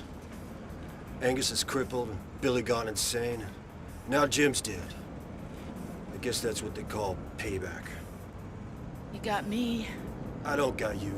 Crystal got you, babe. Johnny, I'm gonna quit. Yeah, and I'm an idiot believing in your bullshit all this time. It ain't your fault. It's my fault I'm a fucking moron. I'm gonna go to rehab, straighten myself out. Anyhow, he told me you wouldn't get hurt. I wouldn't have done it otherwise. Yeah?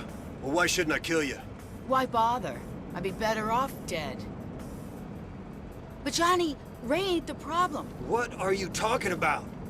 Are you telling me that a backstabbing mob guy who wants to kill me ain't the problem? It's Billy. Ugh.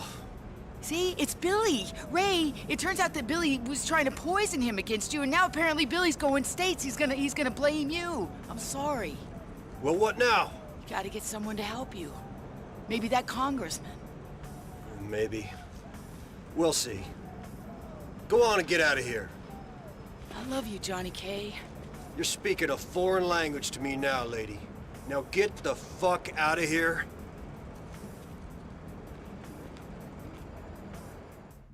Billy Gray is the loud, charismatic, and self-destructive president of the Lost Motorcycle Club.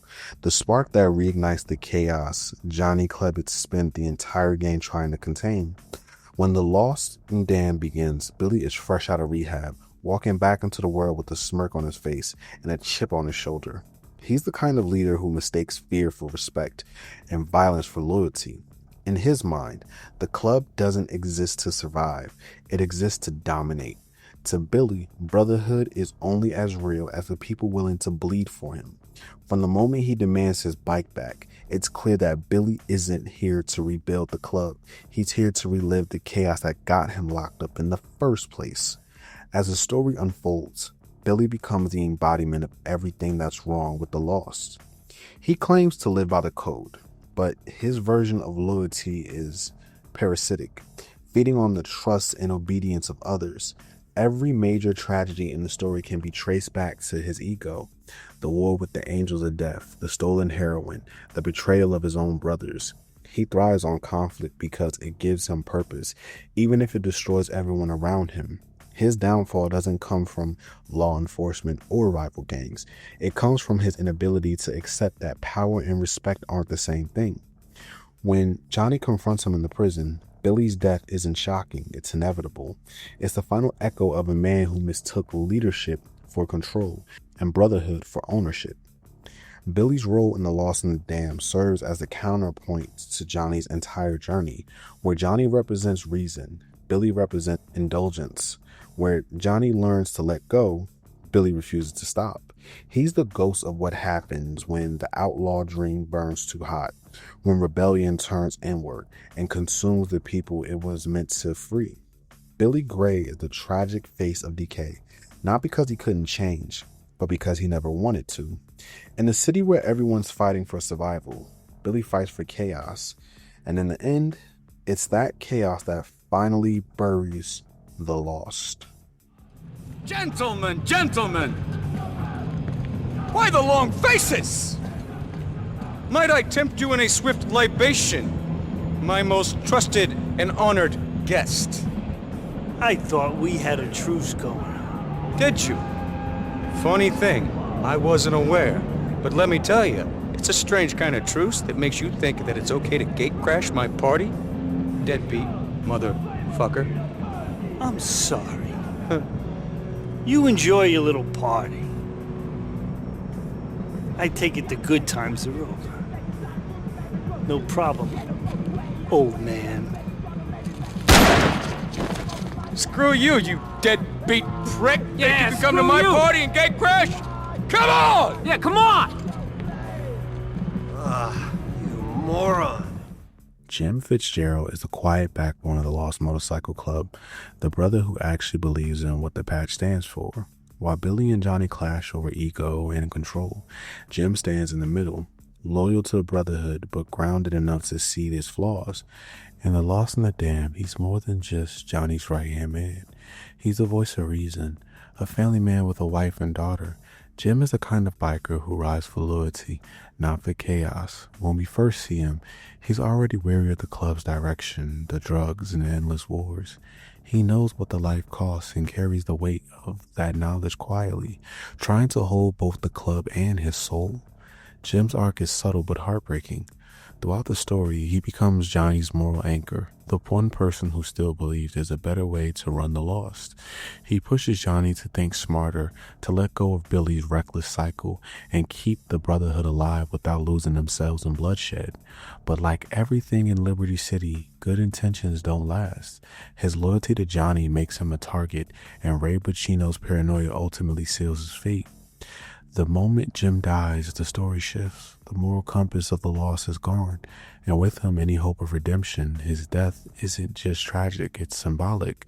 It marks the point where Johnny realizes that the club can't be saved because the people worth saving are already gone. In the larger scope of GTA IV's world, Jim represents the conscience that Liberty City eats alive. He's proof that even in a criminal world, there are lines worth drawing, and the ones who draw them are the first to fall. Where Niko loses friends to fate, Johnny loses them to loyalty. Jim's death isn't loud or cinematic. It's quiet and cruel, just like the city itself. but his presence lingers through Johnny's final decisions, the restraint, the clarity, the final goodbye to the clubhouse. Jim Fitzgerald may not survive the Lost and Damned, but his influence is what gives Johnny's ending meaning. He's the last good man in a bad story, and the reason why the Lost Fall feels so human. Hey, Jim. Good to see you, man. What's the trouble? Take a guess, bro. Might have something to do with those cops that pulled one over on us. I figured. The way I see it, we got two choices. Either we buy a big tub of grease and prepare to take it from these fat pigs the rest of our lives. Or we head over to the clubhouse. Close to where I happen to know they got themselves set up, and we show them that we're not quite the bitches that they think we are. Well, tempted as I am by your first option, I'm gonna have to go with the second. I figured you'd say that. Lead on, James. Brian Jeremy is the Lost MC's loudest true believer, a young mouthy loyalist who treats Billy Gray like a prophet and Johnny Klebitz like a heretic. In The Lost and Damned, he's the hype man of a dying culture. Leather, slogans, and zero self-awareness. Where Johnny tries to keep the club functional, Brian wants the fantasy, endless war with the angels of death, respect through violence, and a president who validates his worst impulses. Even in GTA IV's orbit, Brian reads as the kind of hanger-on Liberty City manufacturers, not a leader, just an amplifier. His arc is toxic hero worship turned coup. Brian Paris Billy's paranoia, pushes the Angels clubhouse hit, and helps steer the stolen heroin mess towards the triads. When Billy gets arrested, Brian doesn't step up. He splinters the club, smears Johnny as a rat, and lures him to fake a truce at the docks that explodes into an ambush. Eventually, he holds up in Tudor, daring Johnny to end it. Whether you take him out or let him slink away, the result is the same. Brian's rebellion collapses because it never had vision, only venom. He can chant brotherhood all day, but the moment responsibility shows up, he hides behind someone else's patch. What Brian really means to the story is simple and brutal. He's the cost of false leadership. He embodies how Billy's performative code inflicts the young and insecure, turning loyalty into a weapon pointed inward. Next to Johnny's wary realism, Brian shows why the club can't be saved, because too many of its believers love the idea of the lost more than the brothers in it. In the wider GTA IV tapestry, he's the echo of Liberty City sickness, a city where noise passes for conviction and where following the loudest man in the room is just another road to nowhere. Jesus, that was heavy, man. Fuck it. What was Billy's fucking problem? Nothing wrong with him, buddy. You two want us to end up all dead? Man, Billy was right about you. I knew you were a rat. Now he's gone, man. He ain't gone, Brian. He's gone to prison. He's not dead.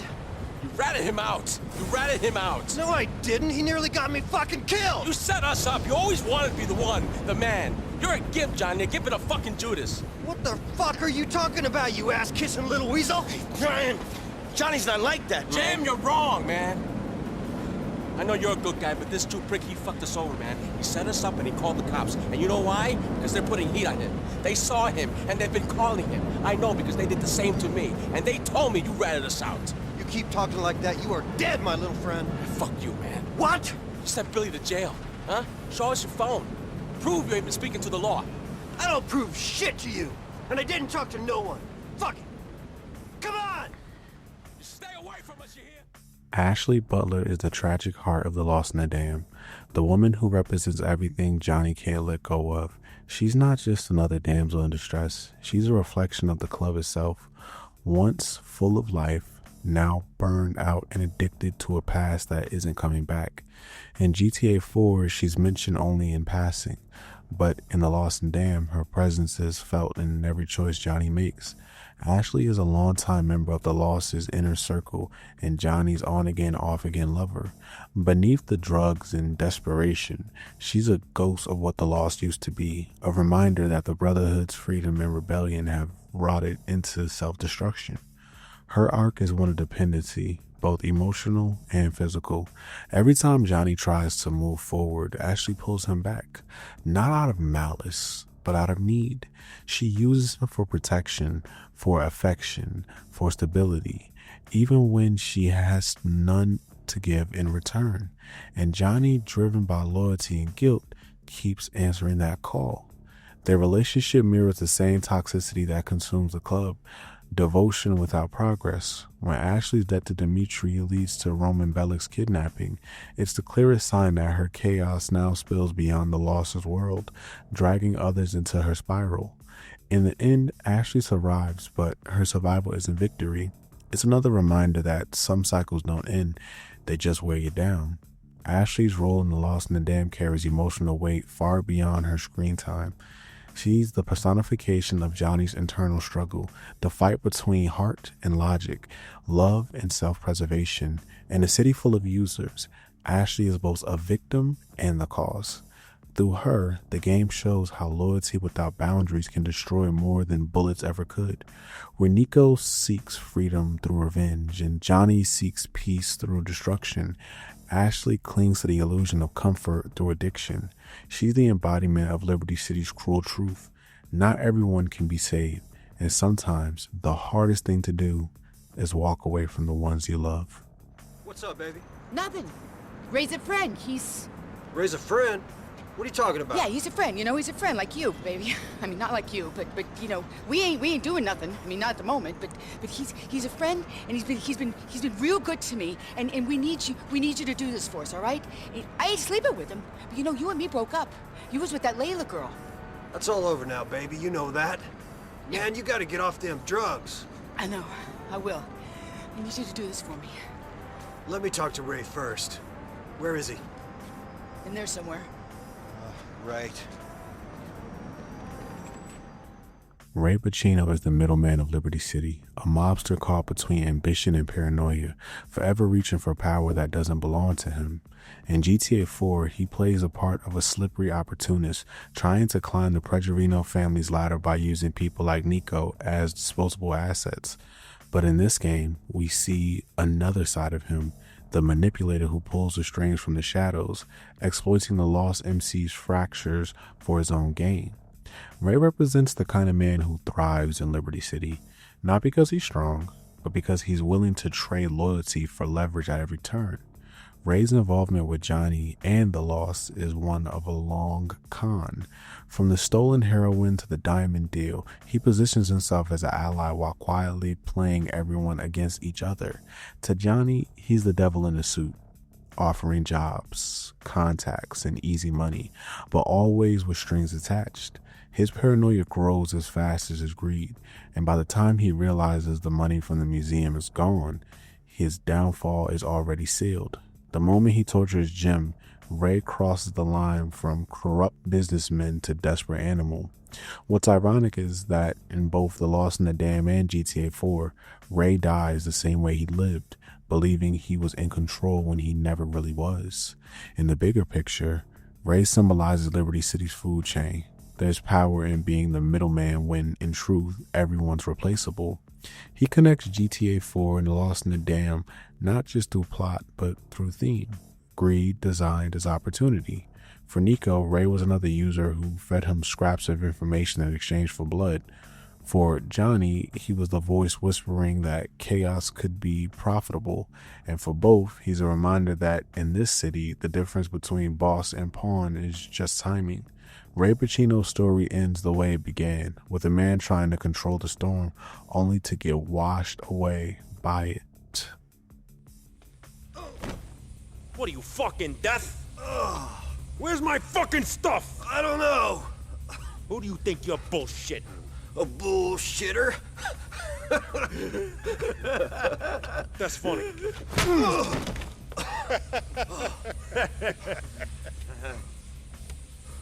You're gonna have to cut that shit out, Ray.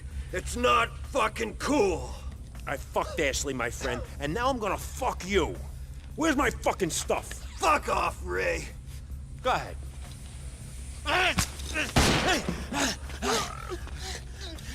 Drop the fucking gun, goon! No! I'll cut him! No. Back the fuck up! Back up! Go ahead. Go ahead!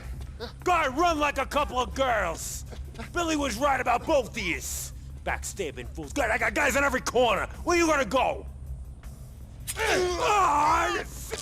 I'll see you later! I gotta go talk to Ashley.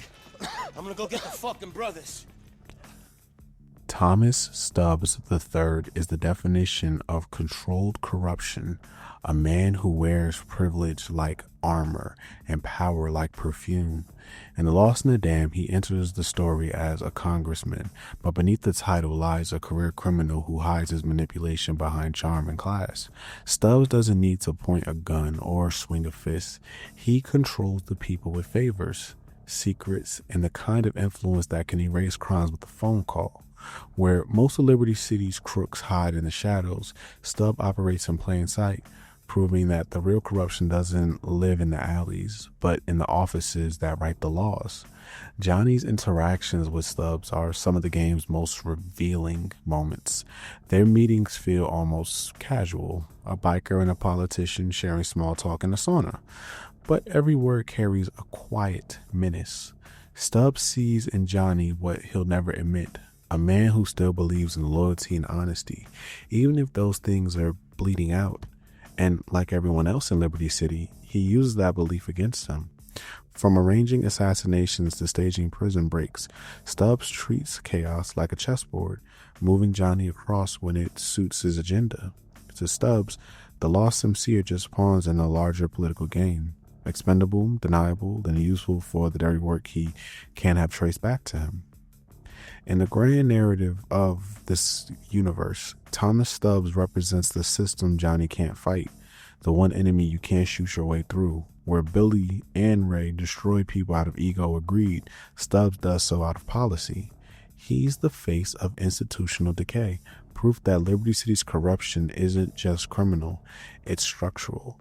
When Johnny storms the prison and eliminates Billy, it's Stubbs who quietly benefits his political connections, untouched by the blood that's been spilled. Stubbs doesn't fall because he doesn't have to. He's untouchable. And what makes him terrifying, not the crimes he commits, but how easily he gets away with them. Nice place you got here, Johnny. Not quite sure I meet the dress code, but I think I like the smoking policy. What the fuck do you want? Now, is that any way to treat a friend? Are we friends? Well, I think so. You've certainly seen me naked. You want a cigar? Do you want to go fuck yourself? Oh, not particularly. But listen, your friend, Ray, don't worry about him. Why not? Apparently he and a lot of his associates under some serious observation and in the process of imploding. They'll either be dead or inside within a month or so. Best thing you can do, stay away from him. What about Billy Gray? Yes, well, you've got a bit of a problem there, sport. He's been talking inside. Thinks he can help pin a major drug dealing ring on you and your buddy in the chair. Thinks he's going into the witness protection program. And if he collars you, you'll do 15 years and he'll live in a condo in Arizona. Well, I don't doubt that, Mr. Stubbs. But he's on the inside. Yeah, I know.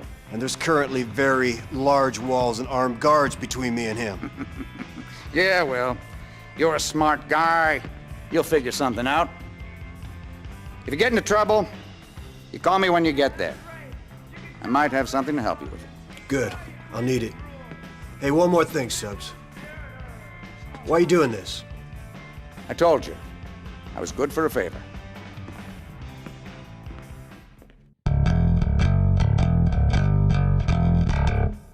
Grand Theft Auto 4, The Lost in the Dam, takes the core framework of GTA 4 and rebuilds it around a completely different rhythm.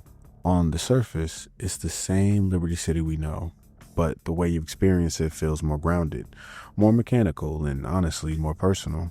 This time, you're not some lone wolf climbing the city's criminal ladder. You're part of a brotherhood, and that shift in perspective changes everything. The biggest change players noticed back in 2009 was the introduction of mid-mission checkpoints. GTA 4 was infamous for forcing you to replay entire missions if you failed, and The Lost in the Dam was Rockstar's first step in fixing that. It's not a full restart system, but it saves you from that frustrating drive across the city just to get another shot at a mission. It's a small change, but one that makes the pacing tighter and the flow smoother, the kind of adjustment that quietly improves the game formula going forward. Johnny's connection to the Lost MC introduces a layer of gang mechanics we hadn't seen before. You can call Terry or Clay for backup mid-mission, buy weapons from a van instead of a gun shop, or roll with a group of brothers whose loyalty actually matters.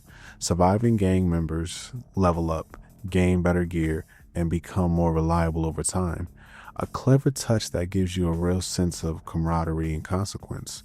When you lose one, it's not just another NPC gone. It's a brother who earned his patch. Combat in The Lost in the Dam also feels grittier and more tactical.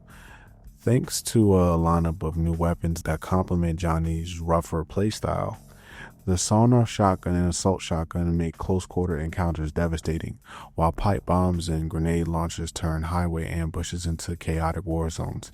Even the humble pool cue fits the game's grounded tone, a weapon of convenience in a world where survival often comes down to what's within reach. The Lost in the Dam doesn't reinvent combat, but it refines it, trading Niko's precision for Johnny's raw aggression.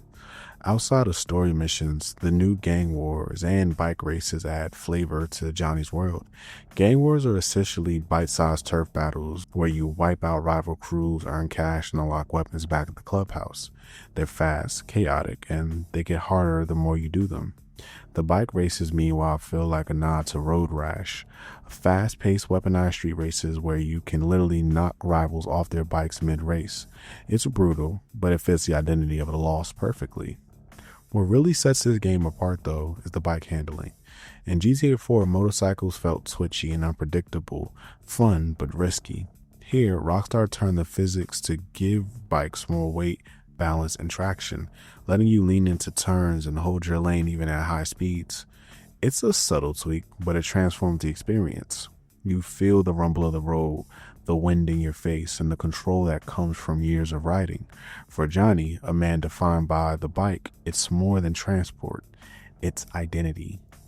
The game's side activities also lean into biker grit, arm wrestling, high-low cars, air hockey, and a few odd jobs like stealing bikes or doing political favors for Congressman Stubbs. It's not about living large, it's about living rough. You can't customize outfits like in GTA IV, and gun stores don't even carry your new toys. You have to rely on your club's connection to arm up. The focus is narrower, but that's the point. This isn't Niko's Liberty City. It's Johnny's, and it runs on loyalty and oil. Unlike the sprawling pace of GTA IV, The Lost in the Dam keeps its campaign tight and focused. The story can be finished in about 10 to 15 hours, but that shorter runtime works within its favor. Every mission is built around the systems unique to Johnny's world: bikes, gang combat, and gritty shootouts. So there's almost no filler. The pacing feels deliberate, replacing the city's wide open ambition with a road level intensity that mirrors the way the Lost lives: fast, dangerous, and never certain of tomorrow. Multiplayer got its own biker spin too, with new modes that actually reflect the Lost's identity. Witness protection pits Noose against the biker gang. Club business lets up to 8 players from their own chapter take on missions. And Chopper vs. Chopper flips the formula entirely, with the helicopter hunting down a biker racing through checkpoints. Each mode plays into that cat and mouse tension the DLC thrives on: reckless, fast, and unforgiving. These multiplayer additions weren't just a gimmick. They were the extension of the Lost in the Dam's philosophy. Instead of the free-for-all chaos of GTA IV's online modes, these were built around brotherhood and structure. Forming your own biker gang, taking orders, and watching your crew rise or fall brought the single-player themes into the multiplayer space. It made Liberty City feel alive in a new way, not just a playground, but a battleground for identity.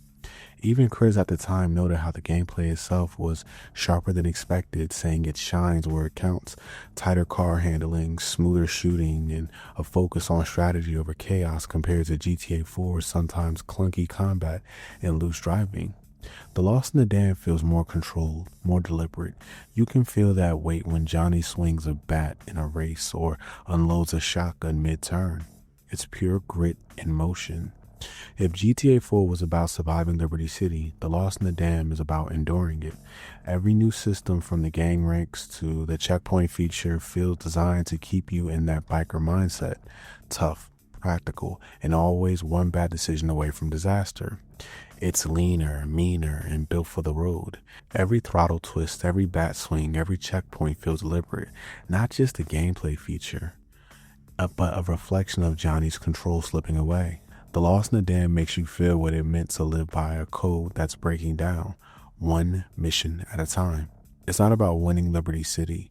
It's about surviving the ride.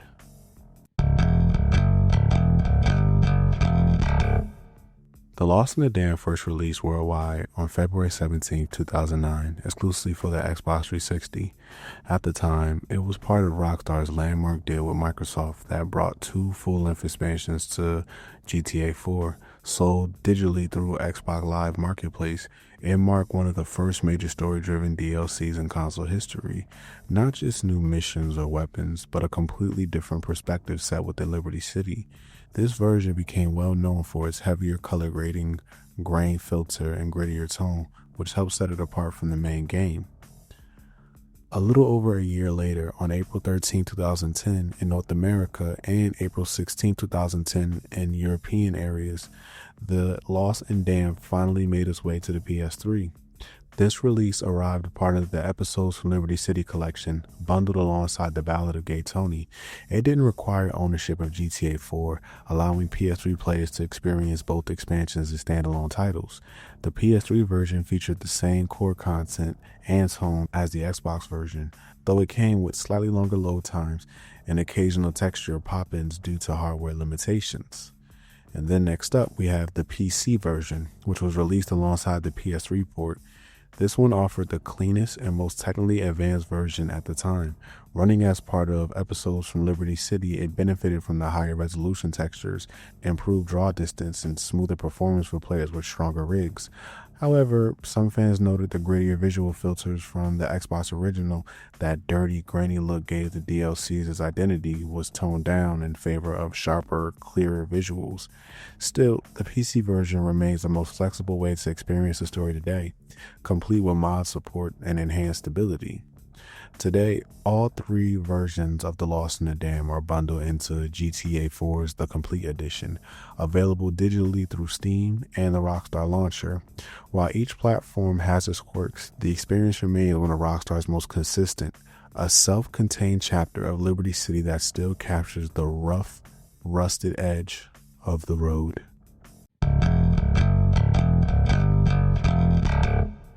When The Lost in the Dam dropped, critics were quick to praise Rockstar for delivering something that didn't just feel like DLC. It felt like a full-blown expansion. On release, the Xbox 360 version received universal acclaim, earning an 89.7% on game rankings and a 9 out of 10 on Metacritic.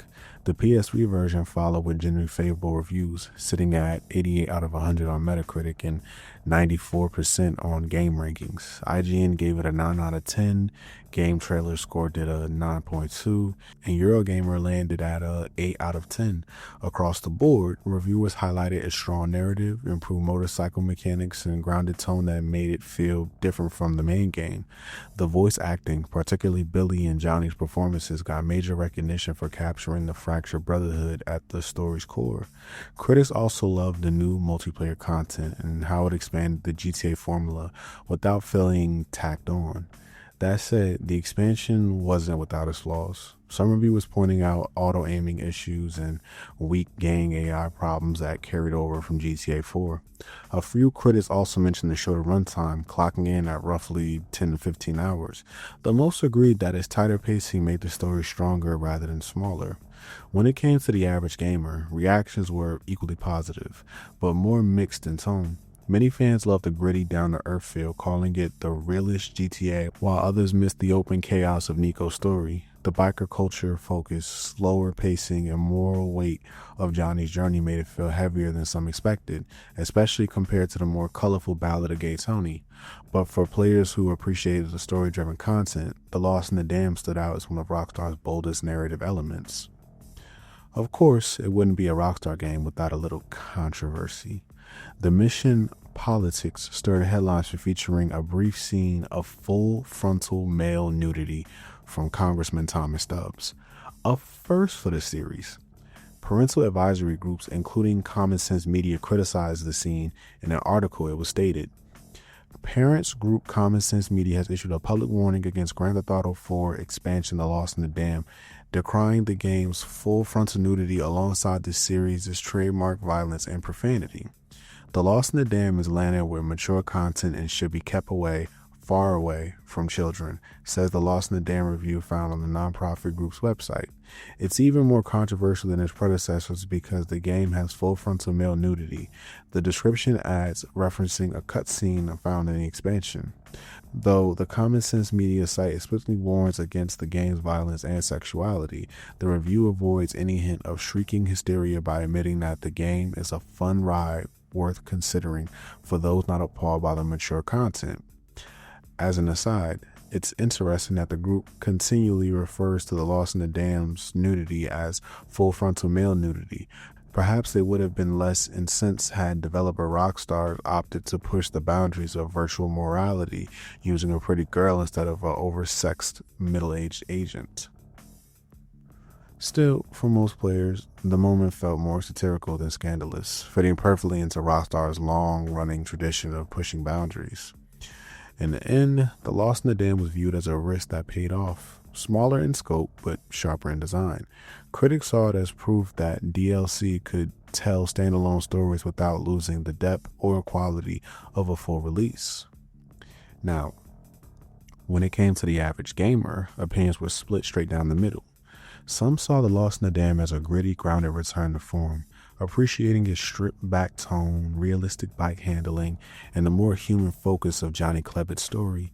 They enjoyed how Liberty City felt alive, but not glamorous, praising the smaller scope and heavier atmosphere that made it feel more personal than GTA IV. To them, it was proof that Rockstar could tell a focused story without the chaos of world domination or flashy ambition. Others, however, found the DLC too bleak, too rough, and at times frustrating to control. Many players described the driving and shooting as clunky, complaining about unsteady vehicle physics and unpredictable handling. Some called it slow, routine, or too grounded, missing the larger-than-life missions from games like Vice City and San Andreas. There was also criticism aimed at the pacing.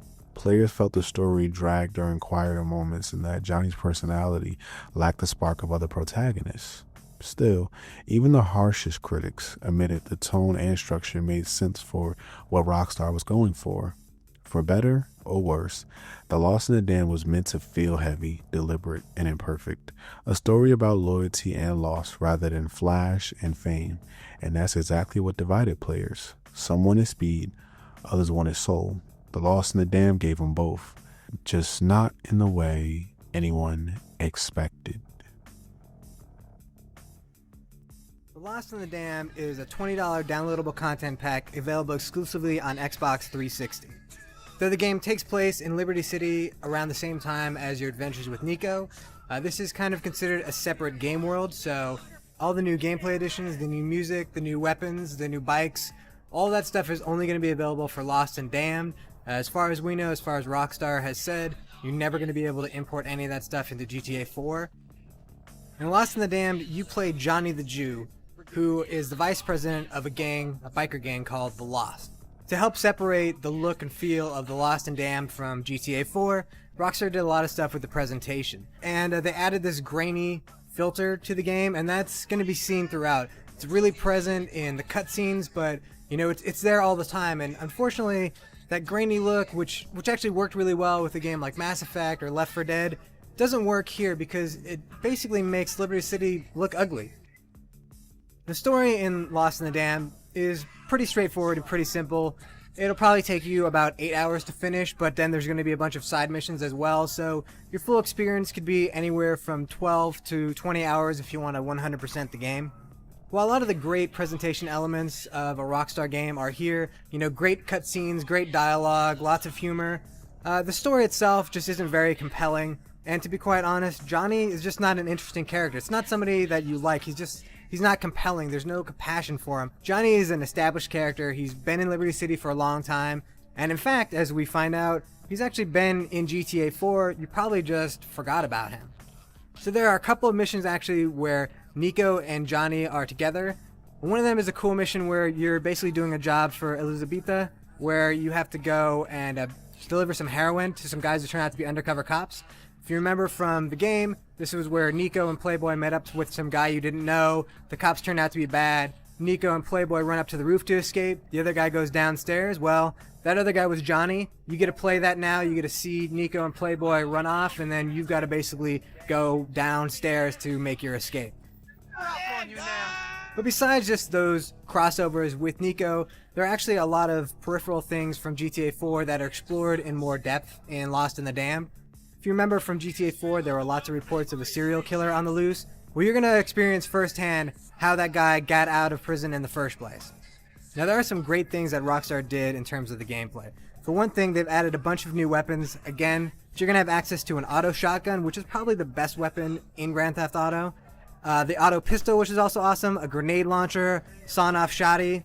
Lots of cool stuff to play around with. And then also you get a bunch of new bikes. And as most people remember, GTA 4, the bikes were a little bit hard to control, easy to get thrown off a bike. Your ass is glued to the bike now for Lost in the Damned. You could do your darndest, but chances are you're not going to go off the bike. I've hit medians, I've bounced off of cars and stayed on my bike. You really have to ram something head on to get tossed off the bike. Which is great because it makes it a lot of fun to control the bikes now. They're easier to handle. And really, you never want to be in a car. That's the one great thing that Rockstar managed to pull off with Lost in the Damned, is that the bikes are so fast, so much fun to control, and not a pain in the ass in any way that really being in a car almost makes you feel boxed up, which is great because that's supposed to be your feeling as being this main character who's a biker for life. The other great thing that's added is that there are now checkpoints in between the missions. So pretty much anytime there's a cutscene that happens during a mission, that's usually going to be a checkpoint, so that if you die after that cutscene, you just start back from there again. You don't have to actually go drive all the way to the mission and then progress through one at a time, which does certainly speed up the gameplay experience, but it also cuts down on any of the frustration people might have felt playing GTA 4. Come on, you pussies! And of course, being a Grand Theft Auto game, there are lots of other things to do besides play the main story. There are gang wars, which are really cool. There are odd jobs that you can do. You can also steal bikes, and you can also do new kind of bike races. In the end, the Lost in the Damned just doesn't hold a candle to Grand Theft Auto 4. Liberty City was a main character in GTA 4. Not so much in the Lost in the Damned. The real focus is on the biker gang, and again, those guys aren't terribly interesting. So compared to Niko's story, it's just not as compelling, but I have to say that the gameplay changes that they made are phenomenal. Just for that reason alone, you're going to want to play, check out all the new weapons, and just have a lot of fun riding on those bikes. It's too bad that you can't bring that into Niko's story, because I'd much rather just play as Niko with all these new toys. But certainly for $20, having this, an 8-hour single-player story, a bunch of other stuff that you can do around town, some mini games you can play like air hockey and arm wrestling, and then, on top of that, having new multiplayer modes as well, new songs, new radio station. It's a very complete package, and for only $20, that's actually a great deal compared to what we've seen from other downloadable content. So no, story is not quite as good as GTA 4, but there are a lot of other compelling reasons to try Lost in the Damned, so certainly I recommend picking it up when it comes out on Tuesday. The Almighty forgives, Johnny. The lost don't.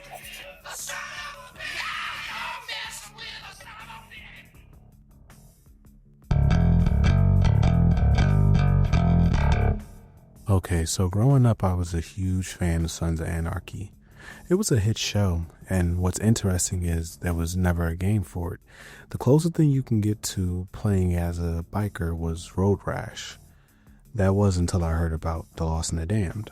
Now, the fact that these two both focus on motorcycle club drama is just a coincidence. But for a gamer like me, that connection stood out immediately. When I first played this game, I was young. I didn't pay attention to the story as much, and I got stuck on the pipe bomb mission before moving on to the Ballad of Gay Tony instead. And honestly, that's how it stayed for years. I wouldn't touch The Lost in the Damned again until 2 weeks ago when I decided to finally give it another chance.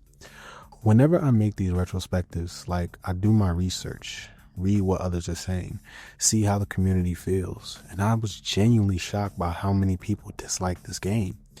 Looking back now, especially after GTA 5, you can see that Rockstar took notice of what worked and what didn't. So I went in skeptical, but open-minded. And honestly, I think this game gets way too much flack. Yes, the story is short. Only 22 missions with about 19 that really matter, but that's part of what makes it so sharp. The pacing moves fast, sometimes even off screen, showing just how big the world really is.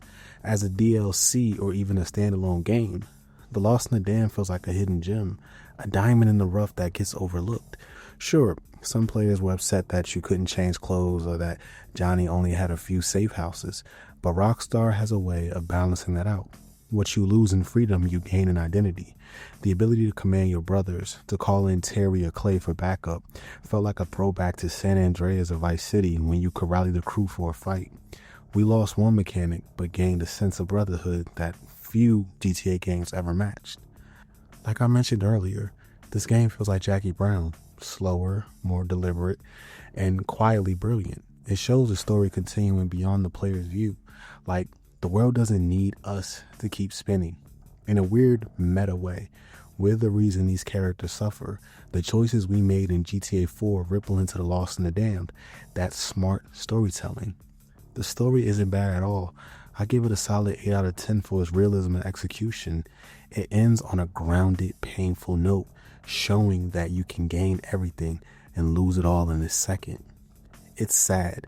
This game got pushed aside and labeled the black sheep of the GTA 4 era because honestly, it makes GTA 4 better. It expands the world, deepens the lore, and gives Liberty City a heartbeat beyond one man's story.